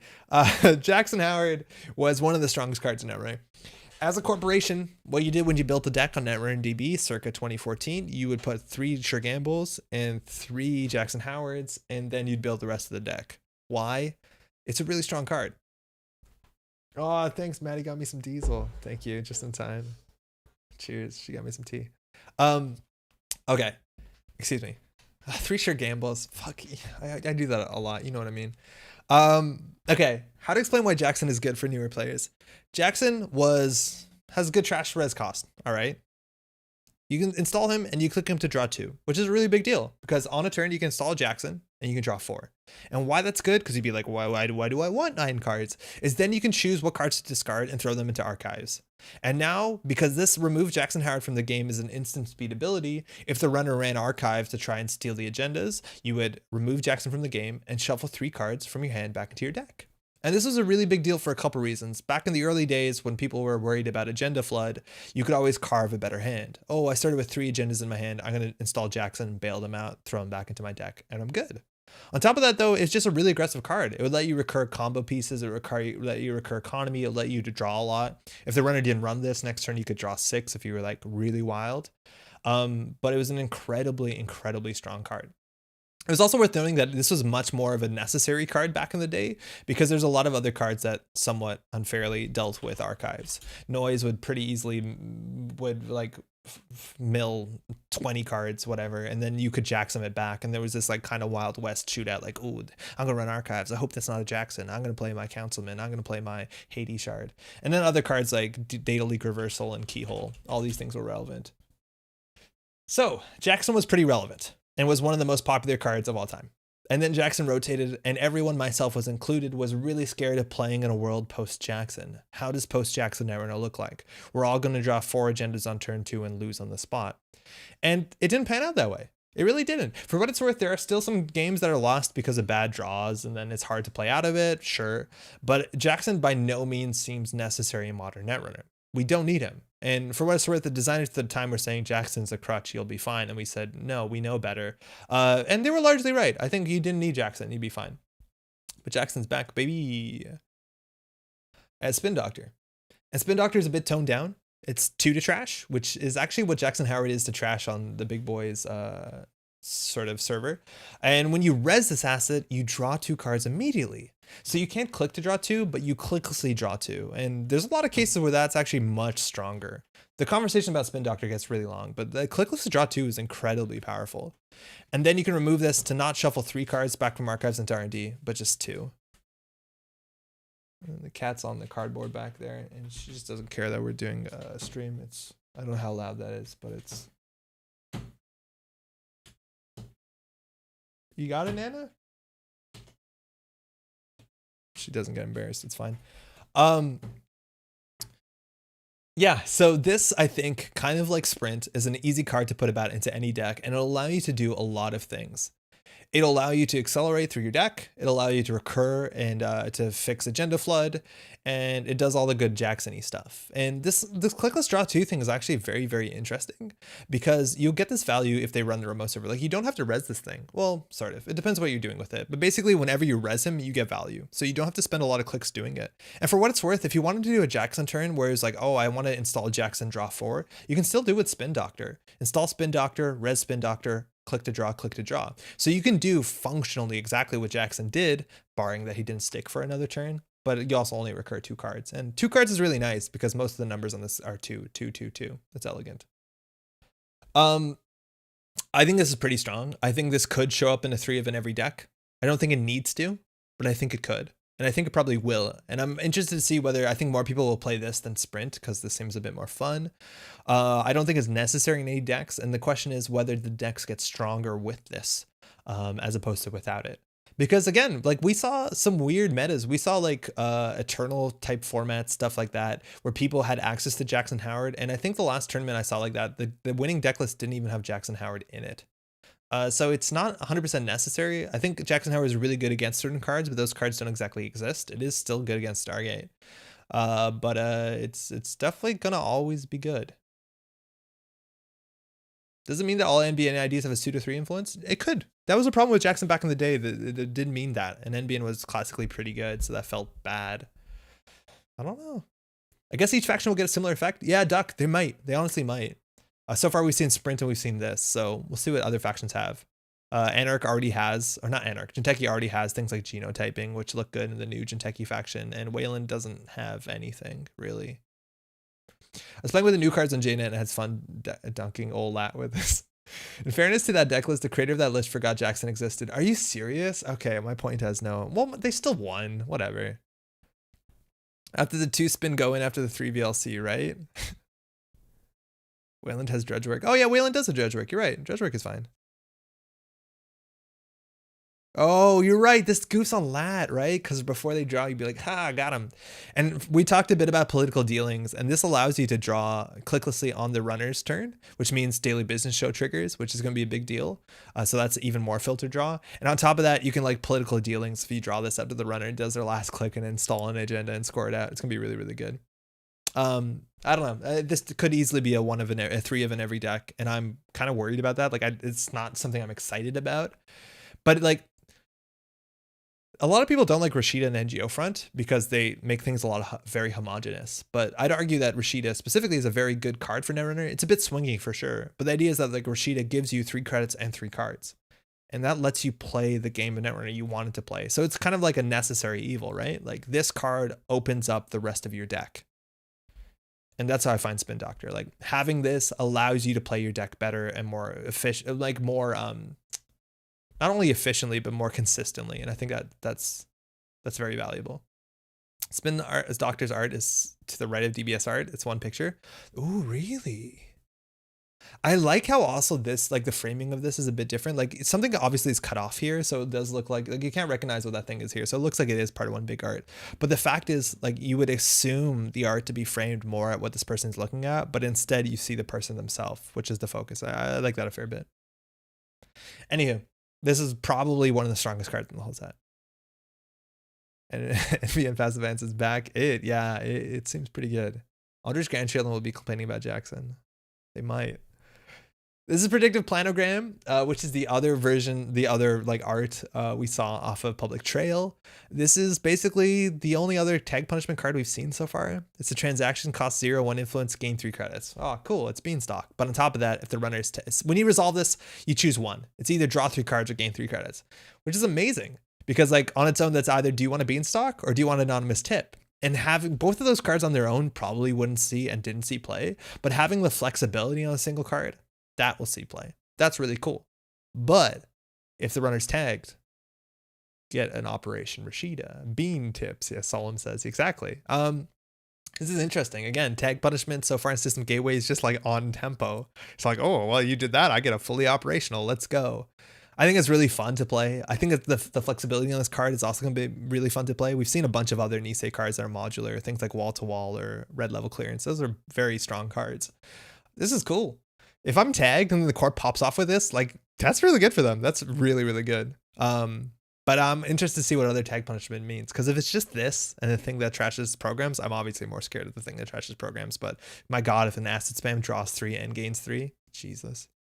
And finally, excuse me, I hit the mic. Superconducting Hub, a 3/1. When you score this, you may draw 2 cards and your maximum hand size is +2. It's also an expansion, which fits perfectly.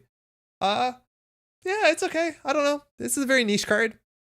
It's a very, very niche card. I think there are very few decks that would consider playing this.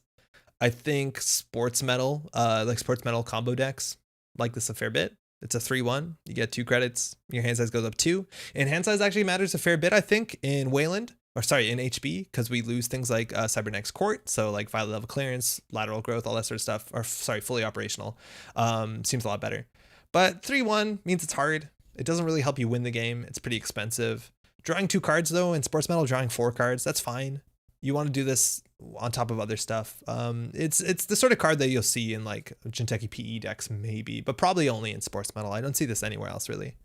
I really don't see this anywhere else. I've been trying it out in NBN Fast Advance. Is it good? Because it's worth noting that like draw 2 thing, like that is like we lose team sponsorship. So having that sort of like on tempo score and do something good for board state is a bit missing. Plus 2 hand size is so good. It's okay.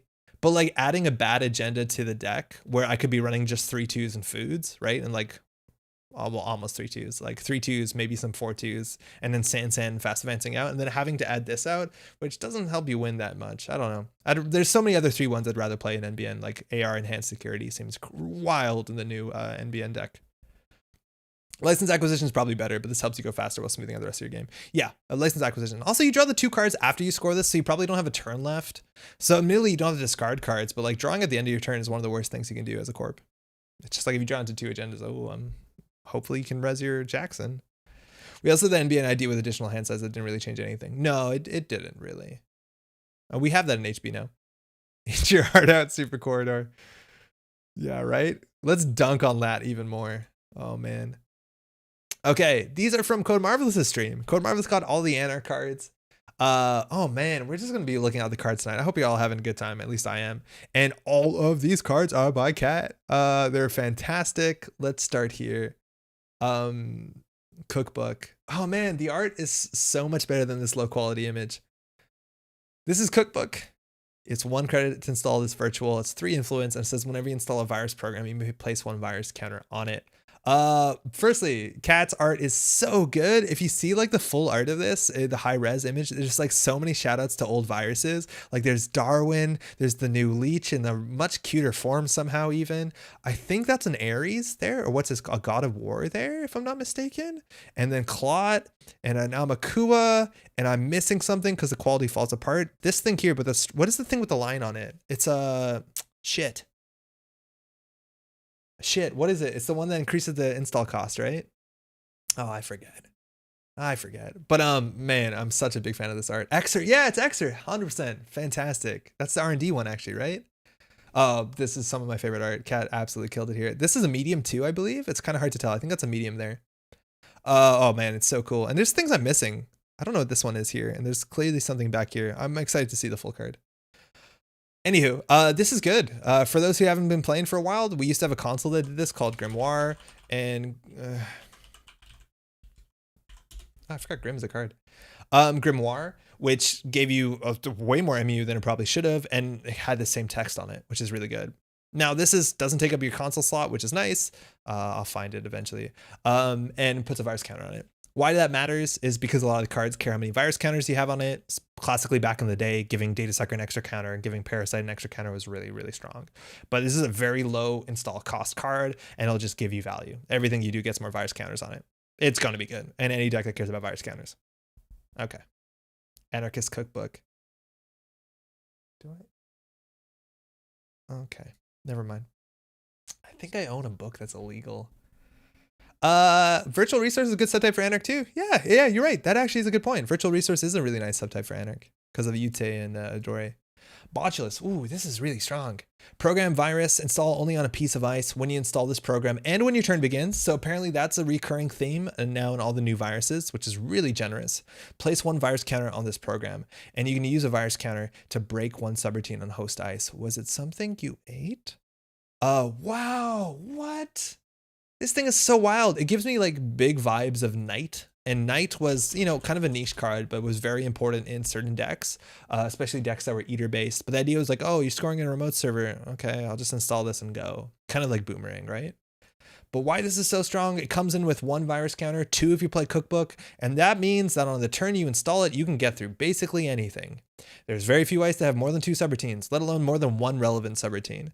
And good luck. And what can they do about this? Can they purge? Sure they can purge, and the next turn has 1 counter on it. So like, what the you can't fucking purge this.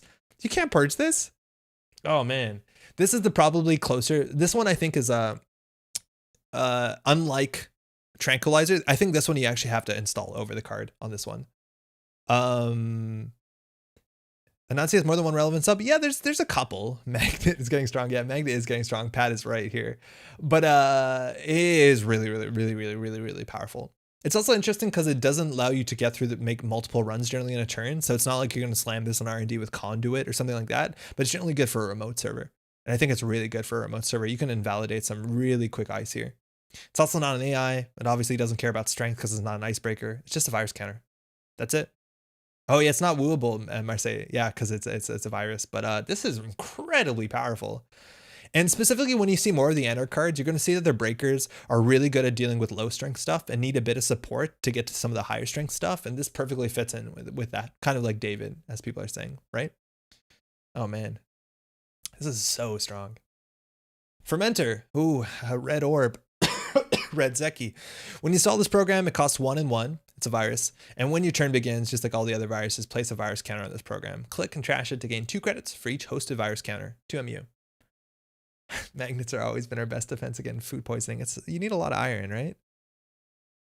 I don't love this card. I think it's going to be fine. I think it's going to be fine in System Gateway, but it's an economy card that, like, okay, economy cards, the way that I look at them, they have to do a lot of things to be good. They have to pay out handsomely, and they have to pay out in a reasonable time frame. And they also have to guaranteed payout. And this nails maybe one of those, I think. So let's do the math here, right? You install it for 1, it gets a virus counter. So you could trash it there, and you spent 2 clicks for a credit. Seems bad. You wait a turn, 2 clicks for 3 credits. Seems bad. You wait another turn. If they don't purge, which again, purging this doesn't feel good because again, it just keeps coming. It is 2 clicks for 5 credits. Not great. So how long do you have to wait for this to be good? You probably need Cookbook. You might need other support cards.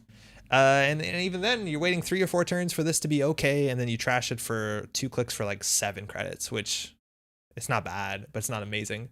With Cookbook, it's gamble after 1 turn. So you have Cookbook, you install this. Okay, it gets counter, gets another counter, it gets counter. Yeah, but it's gamble for 2 clicks. That's bad. It's not good, right? That's what I mean with this. And you know, we've seen cards like this, and Consume for 5 influence shows up in like what, World's winning deck lists, right? The difference with Consume though, takes up no MU, And this is an econ engine where it's always there. You don't feel bad about clicking this to gain 2 credits or 4 credits off of it because it obviously doesn't trash itself. And you can consistently trash things, sometimes even more often, more than once per turn with the right deck. This just seems pretty meh to me. I think it's very interesting and people are going to have to make decisions with it. I know people are going to love this with like Acacia and stuff like that. But again, Acacia isn't specifically a good card. It suffers that same problem. Like, oh, if I draw this, I have to set it up and then maybe it'll be good in a couple turns. Again, also, that's kind of a problem going on with all viruses modernly. Cyberdeck Sandbox is still really, really good. Oh, but Hivemind? Yeah, Hivemind honestly makes this kind of fun, but Hivemind again is so much other support. Fermenter is better when you don't have other viruses to bait purges. That's also a really big point. The more viruses you have, the more likely they are to purge. So if you're playing a virus heavy deck with like Cookbook and Fermenter and all that sort of stuff, they might purge more often. That being said, I don't think the corp spends a whole turn to deny you 4 credits. Like that seems awful. So I don't know how often you purge the Fermenter. I don't think you ever do. That's the wild thing with all these viruses, barring Leech. You probably don't purge these. Hivemind is still legal. It's in Order and Chaos. Is there a kind of card that would be fun with Street Peddler? Oh, is the kind of card that would be fun? Sort of. Anything that like gets at the beginning of turn, like if you install this out with a, what's it called? What is Lat's Pantograph? Like that's fun, but whatever. I feel like this is the best as a 3 of in non-virus Kamalo and a few consumes. I don't know. I don't think this is just consistently worth a slot in standard format. It just doesn't pay out well enough for the amount of risk and time that you have to put into it. Maybe Anarch just plays it. They don't want to spend influence on Rizeki. I think they just play Wildcat Strike. I'd rather play Wildcat Strike than this. And this is Leech. And oh my God, I love this art. Again, so fun. And I'm not gonna spend too long on this. 1 cost for 2 credits per turn. I play that, but it's not. It's like 1 shot and you pay 1 to install it. I don't know. Like then why isn't everybody playing Jackpot, right? It's not 2 credits a turn, but right? This is clickless. Oh, I don't know. It's not consistent enough for me. This is Leech. It's a reprint of Data Sucker. For what it's worth, it's a functional reprint of Data Sucker, and that's really good to have in aggressive run-based decks, specifically also with the breakers that Anarchs are getting in the set. It's really good. Even the Shaper breakers, any breaker is good with Leech. Now, the one big difference between why this is better or than Data Sucker is that the ice you're encountering gets -1 strength. For what it's worth, Data Sucker says a rezzed ice you're encountering gets -1 strength. It's a very trivial difference. This says rezzed piece of ice currently being encountered, and that matters for those very like the 3 cards that you can actually access and have subroutines while they're not rezzed. So for instance, an Archangel you could encounter and now use Leech, even though Archangel isn't rezzed. Very edge case. There's like 2 other cards like this, like Chiashi and Sapper, I believe. But that's the only difference here. And so they went ahead and they printed their own Data Sucker. Oh, Chrysalis too. Yeah, Chrysalis, right. Cool. I'm good with that. That's fun art. That's good. But it's basically Data Sucker if you just treated this as Data Sucker. I imagine in some tournaments you can probably just play Data Sucker and say it's a Leech alt art and people will probably be fine with it. But that's for up to Nisei to find, not myself. But it's functionally the same. Just that you can't use the 2 cards a turn until you cash out and it gets too big, it gets purged. The thing, I still don't think anybody will purge this. Even if there's 10 credits on here, I don't think you spend your whole turn to stop the runner from getting like 9 credits. Okay, we have 4 more cards. Herald? Oh, fuck. Is there more? Herald? Really? Shit. Okay, we got some consoles. Limes put this out in a puzzle, a jigsaw puzzle you could do online. It took me an hour and a half. And my time is very valuable, it seems. This is a console. It is meant to be the console for loot. It gives you 1 additional MU, and when you access, you can trash 2 cards from your grip. To trash the card you are accessing, uses ability only once per turn. So it lets you unconditionally trash anything, regardless of whether it is inherently a trashable card. So it doesn't have to be like an asset or an upgrade with a trash cost. You can trash agendas, ice, operations, whatever your heart content. Now, this I think is the worst Okay, no, that's not a fair start. So 2 cards from your grip to trash a card is incredibly expensive. Now, the benefit of this card is that obviously you can trash everything and you're not reliant on other cards like Imp, which also aren't in System Gateway. And this is I think the easiest way for Lu to trash anything. All right. So you can access anything, you can trash it and you get your Lu ability. And Lu's ability makes Carnivore way more palatable because trash 2 cards from your grip works really well when Lu, whenever he trashes a card, draws a card and gains a credit. So this becomes more of lose 1 card and then cycle a card. So that's quite strong.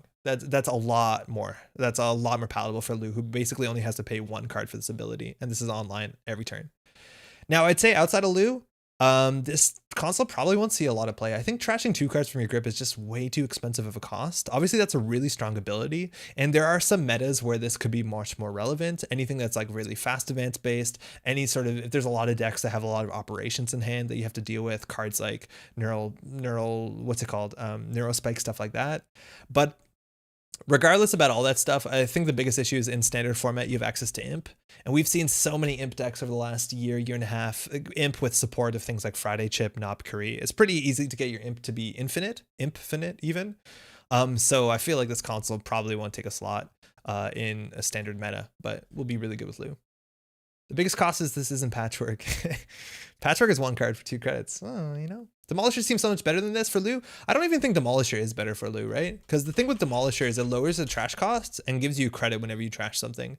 But the big strength of Lu is that like you want to trash things that aren't assets, right? Like Demolisher is another console I don't think is ever going to see a lot of play. I just don't think it's strong enough. And maybe sure, we lost like, what's it called? We ended up losing turntable, so the consoles get a bit worse. But I feel like if you want to be destructive, you can still play to some extent. I guess you can play Maw.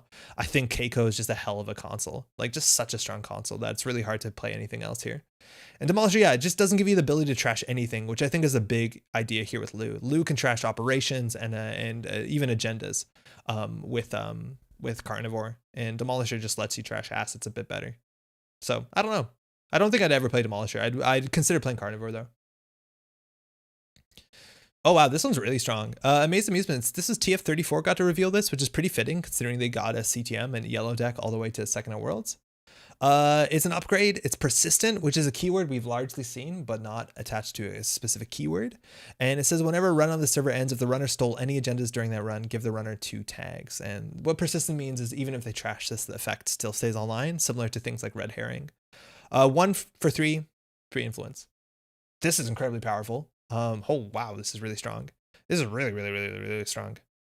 Gives you 3 credits every time you trash, basically. It gives you 2 credits. It gives you 2 credits on a... Well, I see what you mean. It saves you credit. But I think the big part about Lu is not trashing assets. Because I specifically think in System Gateway, there's not going to be that many assets and upgrades compared to like Ice and Operations. So I hear you, but I feel like the strength is not like the...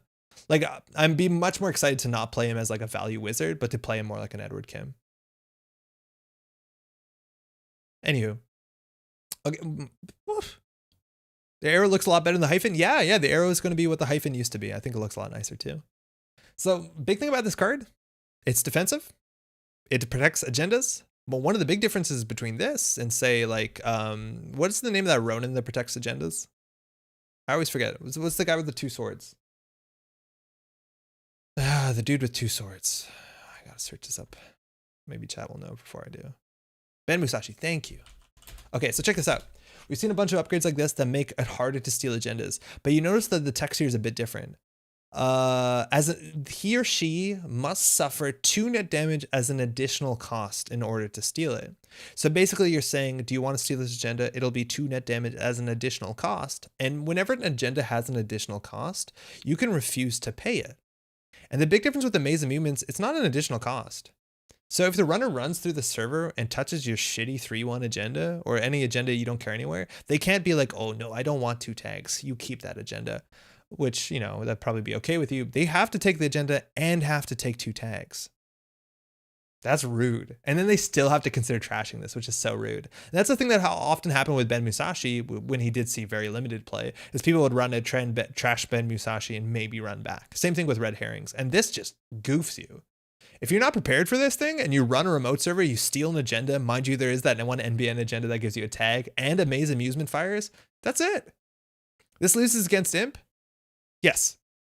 That's a big deal with Lu and Imp. And that's why, again, reasons I like Carnivore better than Demolisher is that if you trash the agenda, you're not stealing it. So you're okay with that. But that being said, most people can trash agendas outside of Imp and specifically Carnivore. But that's really strong. And again, play this on controlling the message, where if they trash this again, it's trace 4 for another tag. You can build some really wild board states. I'm aware that it's comparable to things like Prisec. This is a bit cheaper and has a chance of firing more than once. I guess Prisec does too. But I think if you really care about the tags, 2 tags is a much bigger deal than Prisec's 1 tag enemy damage. I think this is really strong. Tread lightly. Oh my God. So if you haven't seen it, go do it. Erin, she put together a not a word search, a crossword with like 70% of the clues being Netrunner related, and basically got the title and all of the text into this thing, into the crossword. So you had to solve the crossword to get the text of this card, including the 3. They figured out how to put the 3 in the crossword, which I haven't seen a lot of numbers in crosswords. This was so fun. And obviously so much effort went into the crossword. If you can do it, even if you know what this is, it's so fun because it's a really well put together. It's quite hard to do crosswords, and it's yeah, as Thanos says, it's crazy cool. It's really, really, really good. On its own, it's a run event for 1 influence for 1 cost, which is good for Ken and anybody else who cares about goofing with res costs like Reyna and friends, Lois maybe. And you can run any server. During that run, the res cost of each piece of ice is increased by 3. So the way I see this is a card that's very comparable in a limited format to things like Tinkering. Tinkering is not a card that saw a lot of play outside of this, system core format, whatever it was, right? But it will ruin you in that format. And I think Tread Lightly kind of falls into that camp, right? Because there's a lot of cases where the economy might not be too strong in that sort of limited format, and you're pretty happy scoring behind 2 pieces of ice when you have like 6 credits, and then suddenly they tread lightly on you and you're in a really bad spot because you can't res both pieces of ice, and you needed both pieces of ice to score out. I think that's really strong. I think that's really cool where the money matters. This is probably best to run on remote servers largely, because again, if you're doing this on a central server, you can't get a much more additional value because you can't do like conduit, really. You can't do legwork, but you can't do jailbreak, but you can do Docklands access or whatever it's called. Instant combo with En Passant. Yeah, it's really fun with En Passant. Again, Reyna, Rowhead, Xanadu, all that stuff works. The big issue about this card too is that later in the game when you draw this and all the corpse ice is res, or most of it is res, this loses a lot of value.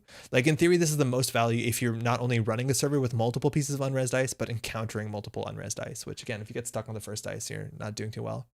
So I think it's going to be really strong in limited format. I don't think it's going to see a lot of play in standard just because, unless it's like a really mean D-res deck or any sort of that stuff. But in that case, I'd probably play Leave No Trace because it's way meaner, I think. But a very interesting card. And I think the art is amazing. For what it's worth, these are surveyors, and seeing to be so strong is so cool. But Mayfly, Andre? What about Mayfly? You think it's going to make the Mayfly easier? I guess so. It's worth noting there's no inside job, and this is like the inside job of a system gateway, and I think it works well for that, right? Like it's like, oh, a pressure card for a remote server, and it kind of goofs with the math. And again, if they end up resing an ice, paying 3 extra because of Tread Lightly, that's really good for you. That's really, really good. They end up paying 6 for an Enigma. Feels great. Yeah, this art is very, very good. And seeing the surveyors being that big is so cool. And it also shows you a bit about this card, right? Like this is best when you're running a remote with like 4 ice on it and one of them is a surveyor, because then they pay 8 for surveyor. No inside job? No, there's no inside job in system gateway, but inside job is in system update, Thanos. Yeah, there is new art with like the older version of Gabe on it. Do the word search. It honestly slapped. That's 4 strength surveyors. It's surveyors all the way down, only 2. Okay, the last card we have here in Spoilers Week is Malapur Data Vault, which is in the deck list of the week that we played. It is a 1 res 4 trash cost, which is very good. And it says when you score an agenda from the server, you may search R&D for 1 non-agenda card and reveal it. Shuffle R&D, add that card to HQ. This is a really interesting card. It is definitely a combo card. I'm not convinced too many decks that are not doing something really strong with combo potential, things like Sports Metal, would consider playing this, because putting this in your remote server and just like tempoing out agendas when you're scoring behind ice with defensive upgrades, it just doesn't make that much sense to me. Now, what would you pull with this? I think there's some interesting things in System Gateway. If you have a click left, you can always ensure you draw a Neurospike. If you give them a tag by scoring out the 4/2 that we said that gives them a tag, then you can get some punishment. There's some interesting things you can do with it. Also, the cool thing about this card is like the trash to res cost ratio is really favored to the corp, and the corp doesn't have to res it until it's guaranteed going to do something. So you don't take on a lot of risk with this, which is really cool. A dump break, use it to bring warfare and hard-hitting news to hand in Argus. Yeah, you can also pull back cards that are just going to be universally good, right? The idea is like it's like team sponsorship, but from your deck, as long as you score from the server. Now, what I'm scared about is like the sports combo decks. You can't score bring an agenda, which is really important, but you can do some wild stuff where like you score an agenda and then ensure you have like a game changer or a fast break or whatever you need for that. But there's a couple card decks that are going to run this for sure, specifically obviously combo decks, and they're going to be very, very, very, very good with this card. 3 influences a fair bit though. And we see the neutral identities from the basically the start teaching decks with 30 card decks. You got a very nice androgynous runner, and then the syndicate, an equally androgynous corp. Cool. You work for us. You just don't know it yet. Oh my god, we have more scoops. We have more scoops. Let's go. Let's go. Okay, we have some really cool stuff actually. There's some prizes they announced surprising for like store championships and other prize support stuff here. You got some alt arts for DJ Fenris and Harbinger. I think an alt art for DJ Fenris is so cool modernly because DJ Fenris is a very powerful card and shows up in one of the hardest products to get. So that's really cool that people have access to this card in a physical way who couldn't find Rain and Reverie. Harbinger is also a really strong card. Thank you. It's a gaming kit 2021. Sick. Also, these are amazing. These are startup prizes for startup prize kits, and they're full arts of some really strong cards. You got Zaya and Tao, I think, are the double-sided, and these full art frames are phenomenal. The full art Jailbreak is wonderful. I love full art cards, especially cards that are universally good. Neutral cards. Bless, thank you. That's really cool. And also you got a double-sided Built to Last and Haas-Bioroid precision design. I wonder whether we're going to get the NBN and Jinteki on another double side. There's also a card here, which if I'm not mistaken is an agenda that we've seen in other part of that's neutral and is a 3-point. So probably a 5/3. We've seen other halves of this, but we haven't seen the text. It seems to fire unscored or stolen, and it says do something ignoring all costs. That's all we know. Clearly they picked the competitive gateway IDs to be prizes. Sort of. Nah. I think the NBN one's really strong too. But yeah, these are definitely good. They're very, very, very strong. Anyways, that's amazing. And then store championship prizes, you get a piece in our time, which is Brian Stinson shaking hands with Max at work, which is fun. You have a consulting visit with some insidious employees standing there. And I really, really like this falsified credentials. Oh, Dirty Laundry also. They're giving basically prize support that was only available at Worlds. I like the Dirty Laundry. I think I might have called this by the wrong name. I think that's really cool. And this is the other card, which is a falsified credentials, which is fantastic.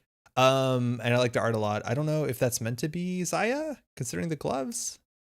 But the idea that this is how they get access to falsified credentials is so cool to see them spoofing an ID. I like this art a heck of a lot. And falsified credentials is a really strong card. Oh, it's called Send a Message. Right on. Okay. So the last 3 days we've been talking about different kinds of ice. We had first barriers, then code gates, and then sentries. Let's start here. Building and breaking. This is about barriers. And this is the knife that was talked about, the cleaver that was talked about in Lou's flavor story, and it's called Cleaver.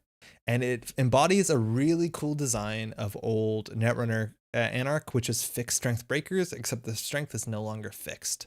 Cleaver installs cheaply a 3. You can pay a credit to break 2 barrier subroutines, which means that this ice actually will break things cheaper than Paperclip, which is something they mentioned. This actually will break things cheaper than Paperclip. You think it's Leela on falsified credentials? Oh, maybe I missed that. Maybe it is Leela. Right on.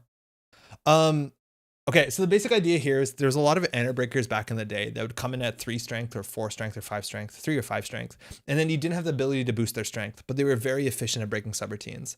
So we had Morningstar, which was 8 and 5, and then you could spend 1 for all subroutines.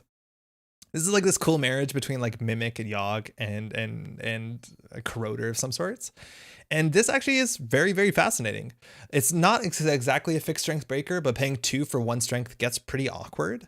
That being said, you can do it, and maybe you'll make your savings back on breaking multiple subroutines, but this is really strong. Boosting to high strength is going to be really expensive. Hopefully you have support with that. Ice Carver is good, Leech is good, but this actually can be better than Paperclip.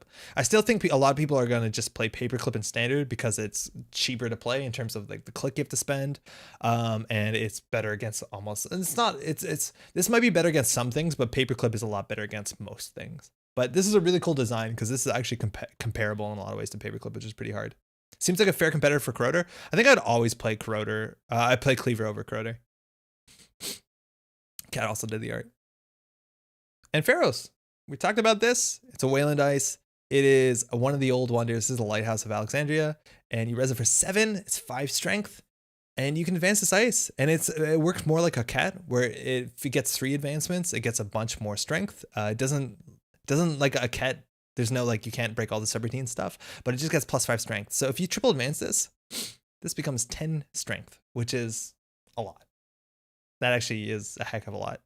And it has 3 subroutines, and interestingly, this is the first barrier that ever ends the run. And one of the problems with barriers classically is they don't do anything on face check. So if they res this for 7 and just ends the run, it doesn't feel awful for you as a runner. But now you actually take a tag, which is interesting, and then 2 end the runs. And 3 subroutines is really fun because not only does it goof a bit up with cleaver, but it makes it awkward to boomerang a bit.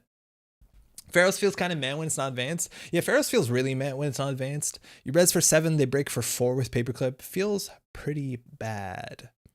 Now, I was really hoping for advanceable ice for built to last that scales with a single advancement counter, and this doesn't. And let me tell you, this is kind of the problem. I played built to last on stream, and there was a lot of talk in chat, be like, yo, triple advance this thing, triple advance this thing. Triple advancing ice is really fucking bad. It's really slow. It's really expensive. Built to last obviously makes it a lot better, but spending your entire turn and then 3 credits on top of that to get this up to 10 strength is a hard sell to me. It really is kind of a hard sell to me. Like that is about 6 to 7 credits worth of value here.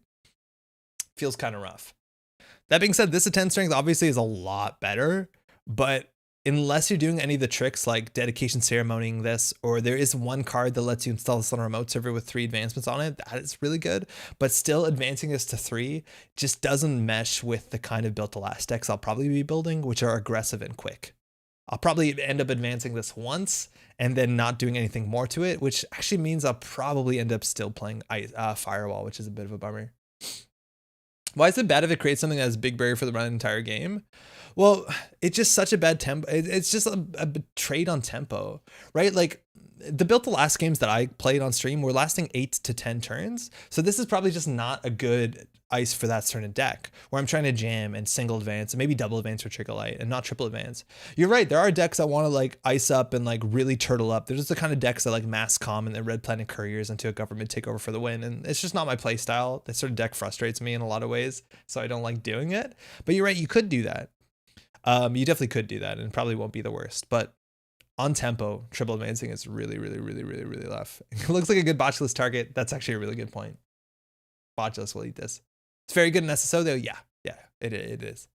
Just think of it as holding 3 damage for your clearinghouse couriers play. Yeah, sure. And that's actually kind of the idea here. It's like if you triple advance this and then start building a clearinghouse behind it, you're looking okay.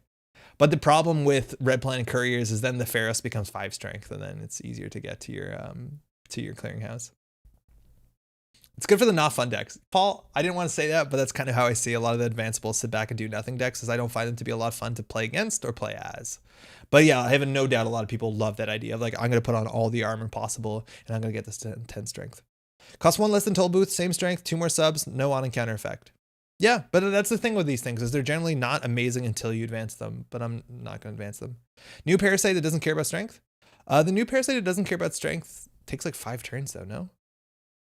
Didn't your corpses sit on 50 credits and want to win on RPC? Yeah, right. Oh boy. Okay, what else I got?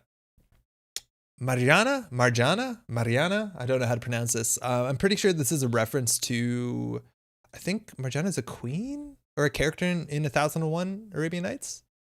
It's an icebreaker fractor. It's 0 to install, which is wild. Interface, it's 2 to break a single subroutine, a barrier subroutine, mind you, which is not great. But if you made a successful run this turn, this ability costs 1 less to use. So 1 for 1 is fine. And then 1 for 1 strength is not that bad, but it also is only 1 strength. So basically it's kind of like a fairy in some ways, kind of like a mayfly, but a bit more permanent. I really like this design. And we've seen this on other cards like Mutual Favor, where it rewards you for already running centrals or any runs. And it makes this a lot better, which gives you some planning where you want to like red team poke archives just for a bit of value. And then you can run centrals a fair bit cheaper. I think this is very reasonable. I think this is the sort of card that you'll put in your deck just to be able to quickly tempo in pressure from like diversion of funds. And then once you're set up, you might end up replacing this with your 1F paperclip when it shows up in your deck.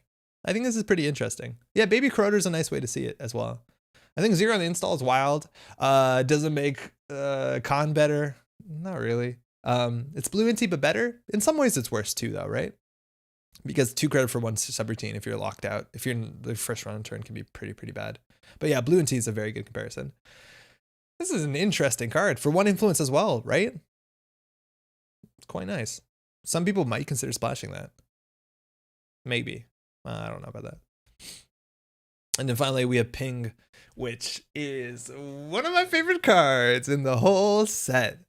2 cost, 1 strength, barrier. When you res his ice during a run against the server, give the runner a tag, end the run. And then some really fun flavor text about the Ping slow closing in on you. So we talked about that Slumscast interview with June. One of the problems June has, she brought up with Netrunner, is right now we have a lot of really good ice that's way above curve, and you don't really make any decisions. You decide where to place it, but then you generally don't decide when to res it, because you always res it. You always just res it. Oh, is that a slot machine on R&D? I'm gonna res it. Is that an Engram flush on HQ? Yeah, I'm gonna res it, right? That's it. All the decisions are made there. And the idea is that there's having some sort of ice, and on its own, like if this ice had no text on it, like sure, you could play wraparound, but it's not the worst thing, right? It's a gear check, it's fine. But the idea that this is an ice that you actually consider where to install it, because it could work conditionally with other tag-based ice, but then you choose when to res it. Oh my God. You know how insidious this is? You run R&D, click 2, and then they don't res something. You're like, is that a ping? Or do they just not want to res their bad sentry into my mimic? And then finally, they run last click or a third click because they're going to hit an Amaze Entertainments or whatever that card's called. And then you finally decide to res this. That slaps. This is so cool. There's so much planning in this. There's so much threat now of just unresed ice being like a problem. Like, oh my God, I can't run last click because of ping. Like, oh, it's so wild. It's worth noting there's not a lot of ways to clear tags.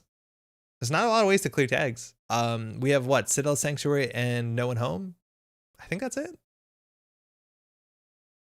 This is so cool. And then once it's res, it's okay. It's like no better than an ice wall, which is fine. Whatever. It forces a breaker in some situations. In some situations, you'll res it. And even on a face check, like if you res this, right? Like they poke HQ and then it ends the run and they have a tag. So they're less likely to inside job it or boomerang or go anything else. Oh my God, it's so good. And networking, I mean, if you're desperate, yeah, right. But I mean, like if this hits last click, there's not a lot of ways to clear this, like NA New Angeles City Hall, right? Yeah, I guess you have flip switch, but nobody plays flip switch. This is such a cool design for an ice. I love ice that cares more than just subroutines and strength. That has stuff like this. Like border control does fall into that category, and this with border control is really strong as well. I think that's so cool. I love the art too. It's really cool art. Anywho, this is the barriers. The soft spot for slip switch because of my username. Misdirection still MVP? Yeah, but you don't want to misdirection this. It's 1 tag. All right, let's look at some code gates. So we don't have Data Raven, but we have Funhouse. Funhouse cost 5 to res, a bit more than Data Raven. It's 4 strength and a code gate. And when the runner encounters this ice, end the run unless the runner takes a tag. So just like Data Raven, a lot of times you're going to run into this. The runner's going to spend 5, and then you're going to choose to end the run. Now, the subroutine, it's different. Again, we have no traces going on here. It's not trace 3 for a power counter equals tag. It just give the runner 1 tag unless they pay 4 credits. So in theory, just like Data Raven, the runner can get through this without. Can you use leech before they res? Can you leech this before res? Yeah, I think so. No, leech says when you're encountering. So no, you can't. You have to be encountering it, so it has to be resed.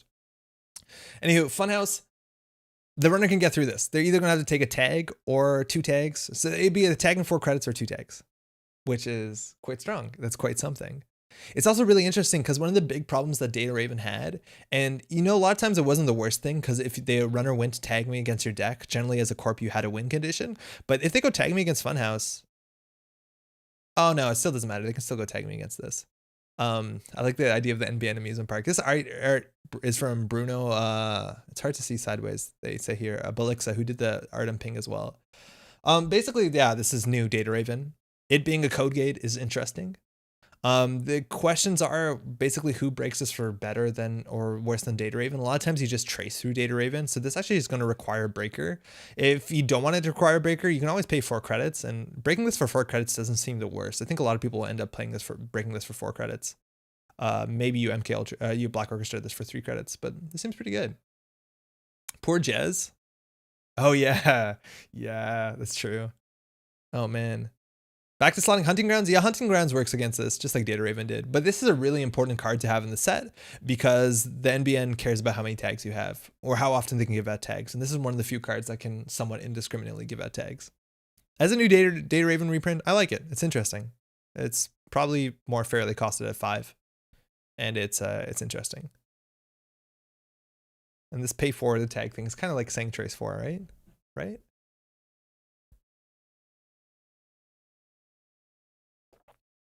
GLC lost its mind over Jess. Letting Raven fire is potentially a lot scarier. Yeah, letting Raven fire can be game losing. That's for sure.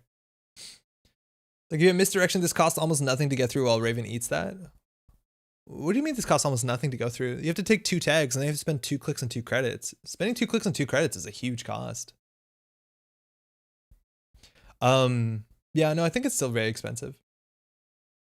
The thing is, like, you can do other things, like start trashing stuff and then take on more tags, and then it gets a bit better. But yeah, no, I still think it's a fair bit expensive. And you're right, you couldn't do that with Data Raven. If Trace are going away, what will become of Link? So Trace isn't exactly going away, but Trace, they didn't want to put in the starter set for obvious reasons. It just makes it a lot easier to teach. But I still think Trace can be used in a lot of like meaningful ways. I think we talked about this bit before on the channel, but we've seen a lot of other cards that care about Trace in flavorful ways that aren't basically Link stuff, right? So we have Trace on cloud programs that don't take up MU. That's really fun. We have Trace on cards like Jackson Clare that lower the install costs. I think that's really fun. We have Trace on DreamNet, which cares. If you have 2 Link, you get an additional value. Cards like that basically say like if you're well connected or well hidden off the network, you can get some value. And I still think you can make very, very reasonable stuff that involves Link value without actually ever having to Trace. I think that's cool. Yeah, Limes. I wonder if we'll see more if you have at least excellent cards do something. Like you could have a card like Unity that has 1 credit plus X strength. X is equal to your Link. Like you could do stuff like that for sure.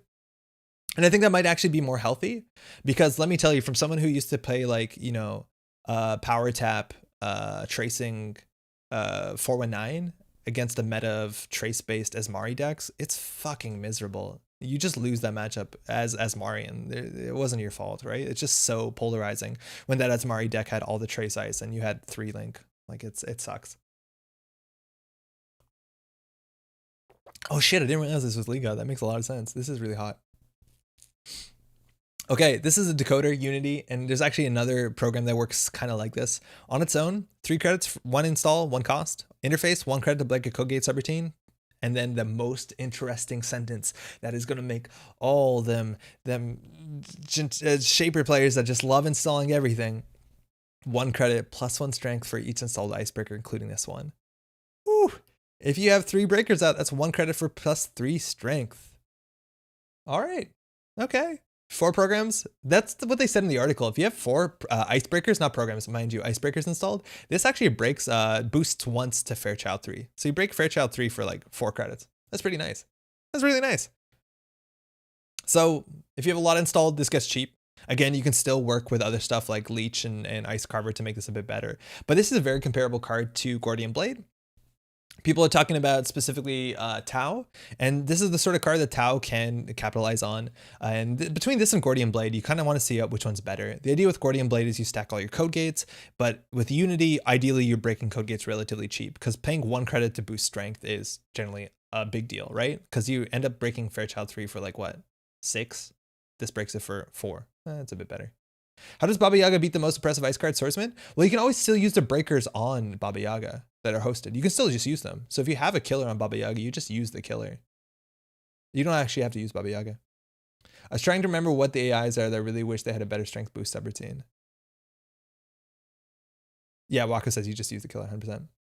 Yeah, you could do this. You could play Baba Yaga. I think Baba Yaga got a lot worse without Breach and Fairy, but I guess he used Unity instead of Breach. This seems cool. This seems really good. I like it. It's a build around. I like that it gets powers up with Shaper to go for that late game. That's kind of the build. I think this is a strong card. I think you're going to see this splashed in Criminal and System Gateway because they don't have a decoder, and this seems really good. Are we doing another Baba Yaga Halloween special? We'll see. We'll see how Halloween looks like, but we could. I think this is really strong, and that's a really interesting sentence there, and I'm excited to see more stuff like that. And then we have one more code gate and it's white space. I like this art a lot. And this one's really hard to evaluate. It's 2 to res, 0 strength. The runner loses 3 credits. If the runner has 6 or less credits, end the run. The space intentionally left blank is such fun flavor text. So this is one of the worst face checks on a cheap piece of ice. The runner losing 3 credits in the early game when you're just like crashing into HQ, that's real rough. Like that's toll booth, right? We decided that was strong enough to put it on toll booth. Now, obviously that's on encounter, so it fires every time and eventually you're breaking this, but that's a really rough face check. Now, if you have a lot of money, this doesn't end the run, but a lot of that means that you have to have 10 or more credits. And if you're face checking to this with 10 or more credits, I don't know, I don't know if you res this. But that's also slot machine. Yeah, that's also slot machine. You're right. That is also slot machine. And again, June talked about this, that the power level of the ice is going to come down a bit. And I think this is a good representation of it. But this is fascinating. I think the end of the run is going to fire more often than not, depending on how janky the economy is in System Gateway. It's not going to be amazing. And standard, obviously, the economy is going to go way up. So this is going to lose its value. But that's a really strong face check. Lose 3 credits is nothing to scoff at. And then end the run for 2. Okay. And that's kind of the cool thing here. Like you could hit this and be like, okay, well, I don't have a breaker. I can still get through. It's going to cost me 3 credits as long as I'm over 10. Like some sort of, you know, what's it called? That train. I forget the name of the train card, right? But you probably want to break this, right? You probably do still want to break this so you don't lose 3 credits. The 0 strength ref is rough, means even Amakua can break it. Yeah, in standard, Amakua can get through this pretty easily at 0. But little engine, thank you. But Enigma, when you're using border control, oh, yeah, so I think Enigma is obviously comparable to this, and I think Enigma is just a safer play. Losing a click is still very relevant and can be compared to like about losing 2 to 3 credits against some strong decks. The strength is a bit better, but the subroutines don't matter. The subroutines sometimes don't matter. And admittedly, this last subroutine doesn't always matter if you're rich, so yeah, it's going to be weird. It's very interesting, and I want to see how bad people face check into this, but it's a fascinating ice. That's really cool. And I think we have this. Ooh, Buzzsaw. Ooh, the last. We now know every single Anarch card and every criminal card, if I'm not mistaken. Oh, actually, in the next article, we know every criminal card. But this is also really interesting. Buzzsaw. 1 credit to break up to 2 Codegate subroutines. So again, all the Anarch breakers are breaking 1 for 2 so far. But the strength is awful. 3 credits for +1 strength. So again, in short, for people who might not have been playing forever, Yogg.0 came out in the core set and was such a strong meta warping card. And this is basically the same design. This one card cost 5 to install. It was also only 1 influence and it was stuck at 3 strength, but it broke everything below 3 strength or 3 strength for 0 credits, which means people just didn't play low strength code gates. Enigma, garbage, because Yogg existed and it was in a lot of decks. And then people would play cards like Ice Carver or Data Sucker to bring the code gates back into range so they could just get through it for free. And I really like how this is a reasonable version of it, where it's not 0, so it's still a cost. You're still getting through Enigma for 1 credit. But if you need to boost, you can. It's just really fucking expensive. So you're largely still going to be restricted and still going to want the support that Yogg did. Like every leech counter is now worth 3 credits to you. Like that's a lot. Or every Ice Carver is worth 3 credits. So it pays off immediately. But you're still dealing with the code gates really well. At least it's not free. So no corp feels awful for putting an Enigma into the deck. Or Net Ready Eyes. Yeah, Net Ready Eyes was also very good, but that does rotate. This is cool. I like it. The Anarchs have fixed strength breakers. So in theory, if you want to build Buzzsaw, Mimic, and what's it called? And Cleaver, and then hope nobody has higher than 3 strength, you'll be okay. Oh my God, it's like midnight. Net Ready was needed when Lotus Field entered. It was before Black Orchestra. Yeah, that was very necessary. All right, we only have 4 more cards. This is Carmen. We saw a bit of this card revealed before. It's a killer, and it costs 5 to install, and this is meant to be a card that is going to be comparing to Begalter, which is a really hard thing to do. And the reason it does that is by having good numbers, and most importantly, if you made a successful run this turn, this program costs 2 less to install. So you're installing this for 3, which is very, very good, especially when you can mutual favor this out, and you've ran a central, so you actually install this clicklessly for 3. And then you break 1 for 1 Sentry subroutine, which is fantastic, but then 2 credits for +3 strength, which is really good. There's a lot of sentries you care about that are on 5 strength. 6 strength, there's not that many. It's like Trebuchet, and that gets awkward, but 5 strength, you're golden. And this actually does break a lot of things comparably to Begalter, if not better, if you're breaking a 2nd sentry. Yo, David, what up? Just popping in briefly to say you're prodigiously awesome. Thanks for the infectious enthusiasm and continued support. Yo, David, cheers, man. The stuff y'all been working on has been fantastic. I'm so excited to be able to share the enthusiasm. I'm really stoked for Sunday, man. Good stuff. David, I'm not actually sure his title, but it's one of the lead Nisei the producers. I'm not actually sure what the title is, excuse me. David's a really nice dude. Anyways, this is fantastic. It's really good. I think some people will play this over Begalter. I don't think I'm gonna make any changes to my current Zaya deck because she's playing stealth, but Pat says infectious enthusiasm, all purge. Thanks, bud. I like this a lot. This is a really cool design, and like there's such enviable spaces where they have to make cards that compare with things like Begalter or Paperclip, but they figured it out. Let's see what some sentries look like. Echelon. Oh, actually, did we miss one? No, we didn't miss one. It's surprising. Like generally every faction has seen as like one strong type of ice, one medium type of ice, and one bad kind of ice. And it looks like each faction is getting their strong and then their weak, right? So Shaper is getting a killer, which is meant to be their worst. Am I wrong about that? Is killer meant to be their worst? It's kind of hard to tell. It's either barrier or killer. I don't know. Am I right? Okay. This is Echelon. Yeah, Pipeline's awful. Yeah, Pipeline was really, really bad. Battering Ram, yeah, Battering Ram is okay. So this one works kind of similarly to some other cards. It's not exactly like the decoder. It gets +1 strength for each installed icebreaker. So it comes in at 1 strength. It's kind of like nanotech, but not per server. And it breaks 1 for 1, 3 for 2. That's fine. It's 1 influence. I think there's going to be Shaper decks that are going to spend 2 influence on this in System Gateway for sure. I mentioned this on Netrunner, but Carmen seems like a bellwether. Then the old sentries are harder to break than code gates or barrier rules. Dead and buried. Begalter wasn't a fluke. Oh, you really think that's just a different type, and they're not meant to be inherently harder to deal with? Probably means everyone should have to spend influence to splash something. It'd be awful if you could get away with just using all-in faction ones and then they're all the best options. Stairs and Anarch. No, yeah, PM Avers. I agree with you. And I think that's really important. And that's why I like that in System Gateway, not every faction has an access to every sort of breaker. Because not only does that force you to use the influence system, but it also forces you not to play bad stuff.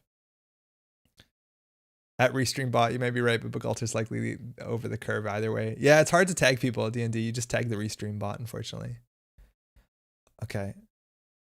We have Tithe, which has some of my favorite art here. Oh my god, this is cool. 1 to res, 1 strength, and it says do 1 net damage, gain 1 credit. 2 subroutines. I think specifically the writer of this called this a gear check ice, which I don't think is correct. But yeah, Pup, right, Philip? Interestingly, Pup is a card that's kind of like this. Pup was you could res for 1, it had 0 strength, and it had 2 subroutines, and they say do a net damage or the runner pays a credit. And this is kind of like a combination of the 2 of them. And Pup actually did see play back in the day. And it's kind of a big, it's like a very clear example of how the ice kind of creeped up in power level, where Pup is like not very playable modernly because you could be playing Engram Flush for 1 more credit and it's incredible. So this doesn't look amazing, but I think there's times in Netrunner where this would have been very playable. I don't think it will be in standard, but in a couple, maybe in a while, this will be playable. It's very cheap. If they have no breaker, deal net damage, gain 1 credit, those are both fine for you. That's a corp, feels good. Some runners might not break this, but you're giving them 2 good reasons too. So it's interesting. I don't know any constructed decks that would love to have this just because it's not as impactful, and ice right now modernly is incredibly impactful, but I think that'll change in time. I love the art on this thing. I mean, because it's phenomenal. Yeah, this is such nice art. I'm a really big fan of this. I like the flavor text.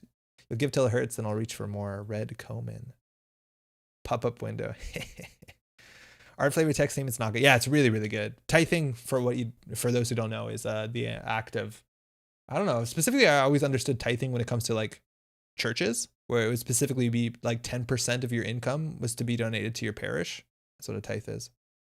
3 hours of your machine. Yo, you Sangren, we got 1 more card. I might pass out. It's only bearably more taxing when they don't have a breaker, but it's a cheap way to defend archives for RH. Yeah, for the new Jinteki, like it's fine to put on archives. And that's kind of the idea. You put this on central server and then it's just annoying enough where they might consider not hitting it, but still will probably power through it with cards like Jailbreak. And I think that's the idea. And that's exactly what Pup did. But the difference with Pup is Pup had a built-in way for you to deal with it. This doesn't. So that's pretty cool. And then, my god, the art on this is so way more abstract than we've ever seen before. It's Ballista. You trash. It's 5 to res as a destroyer sentry in Weyland for 4. It's only 2 influence too, and you can trash an installed program or end the run. Oh man, this thing is really mean. This one's really, really mean here. We've seen this before, right? What was this, Grim? I think I called it Fenris on accident. So Grim was a card. Obviously, Ice isn't what the way it used to be. This is a bad pub 5-for-5 treasure program. Okay, this is the same but flexible. Also compare this to Rototurret, right? Like Rototurret obviously it's only 1 credit cheaper. Its strength is garbage. So like you're gonna have an Amakua problem. But Rototurret not only trashes a program and ends the run. This one you actually have to make a choice. So if you have this in front of an end the run ice, you always are making the right choice, barring like bin breakers and Anarch. But this is really scary. 4 is a lot. MK Ultra has to spend 6 for this without support, and 4 is, you know, this is not the thing that you're expecting. It's also really interesting because it's the sort of design space where I think like in early game as a criminal specifically, if you don't have breakers, just face check into everything because eventually they end up resing this for an end to run and then you know what it is. But 5-4 is a rough cost to strength ratio. As a corp, I think that's a great cost to res ratio specifically on a sentry, and classically sentries have been more expensive. I thought Tithe is pronounced Rythe and not Scythe. I've been saying Tithe. Tithe. Oh, yeah, right. Some people say tithing. Yeah, it's a word that I've read more than I've said. That might be true. Seems like a decent replacement for woodcutter. Are you talking about the tithe? Especially for sentry. That's actually like a really big thing. This is a 4 strength sentry that ends the run. That's unheard of. End the run sentries, there are very few in the game. Guard. Archer. What else do we have? And this is an end to run with an additional very impactful subroutine. This is wild. I'm scared of this. I'd put this in every corp. Every single corp I probably play in System Gateway probably gets this in. So cool. And like such wildly different art than anything I've seen. Something very abstract. A lot of what I really like about Netrunner cyberspace kind of ice art is that like it has this physicality to it as if you're in a space, and this is just flat. And it's really cool. Roto, yeah, Roto. Surveyor, sort of. It's a trace, but sort of. But like it's very limited. Surveyor is very, very, very good. Oh, that's it. That's it. Yeah, that was 4. Somehow more sinister that it's 2D. It's like really fucking alarming that it's 2D, I'll be honest. Guard ends the run. Yeah, Guard is one of the like big end the runs I think of. Kind of love to see a whole set like this. Oh, poor Newshound. Yeah, Newshound is still technically legal. You can play Newshound if you want. Oh man, that's really cool. And if you don't know what a ballista looks like, it is this sort of structure, right? Like you have the cross breach, and then you load a giant piece of wood in it, and then it shoots it out, right? Like that's the idea. Of top down, it looks like a ballista. I grew up playing Age of Empires. I'm an expert. Ballista is a card that I love. So straightforward in its design, but still so satisfying to res. Oh god, it's gonna feel a res. It's gonna feel so good to res. Like, you know how sometimes you res Rototurret and it feels bad because you don't trash something? Well, I guess you still in the run. Whatever. Still great. Anywho, that's all the cards. Oh my god, it's midnight. We didn't play a game tonight, but that's fine. We played one game. So long, Titan. That's largely it. I just want to say that as of Sunday, when everything comes out, I'll be streaming that day. I don't know when I'm going to be starting. Basically, I'm going to wait for everything to be okay on Jinteki.net, and we're going to be streaming. I have taken the week off, the upcoming week, so I'm going to be doing a lot of time. I'm going to be streaming a bit more often, and we're going to be recording videos and stuff like that. So we're going to have time to do that next week, which is really, really good. If you haven't followed or subscribed to this channel, if you want to hit the notification button, you'll know when we go live, because we're going to be streaming a bit outside of our regular schedule. But we're planning to stream on Sunday for maybe 6 to 8 hours, assuming everything works well on JNet, just to show off the new System Gateway stuff. And then we'll be recording videos and doing all that good, fun stuff. So that's largely it. So we'll be back on Sunday. It's like a couple days away. I think we have an article tomorrow about economy, and then I think we have everything. I think that's everything. There's also going to be a lot of other people streaming on Sunday. So specifically, Kat said that she's doing an art stream on Sunday as well. So we're going to try and make the timing work where maybe we'll like drop in and we'll do stuff, because there's a lot of people. Let's jam some games. I can't wait. Yeah, if you want to play games on Sunday specifically, it looks like I'm going to be playing System Gateway only. So like just like the System Gateway decks, Advanced System Gateway decks, or just System Gateway meta decks, and then eventually we'll be building out to standard. But if you like showing up and you want to play System Gateway, even if you don't think you're a good Netrunner player, if you're new to Jinteki.net, like it doesn't matter. Show up on Sunday. You'll be finding people to play. We can play. That stuff's really good. Startup, I think I'm gonna start with Gateway, and from then we'll probably go to Standard and or Startup in some order. All the gates. At the Gates, Great Metal Band. Is it actually? I'm not a big metalhead, but it seems like a good name. I buy it. Okay, that's it. That's largely it. My headache is still there. We got through it though. Huge shout out to the one person we played a game with tonight. All the people hanging out in chat, everyone watching the VOD. Hopefully you take care of yourself. We'll be back here on Sunday. And System Gateway will be here. That's largely it. Huge shout out to the JNet devs. The features have been great, and also the Nisei team. Go get your cards. Will be out on Sunday. Go print and play them. Get them ordered. All that good stuff. We'll be back on Sunday. Take care.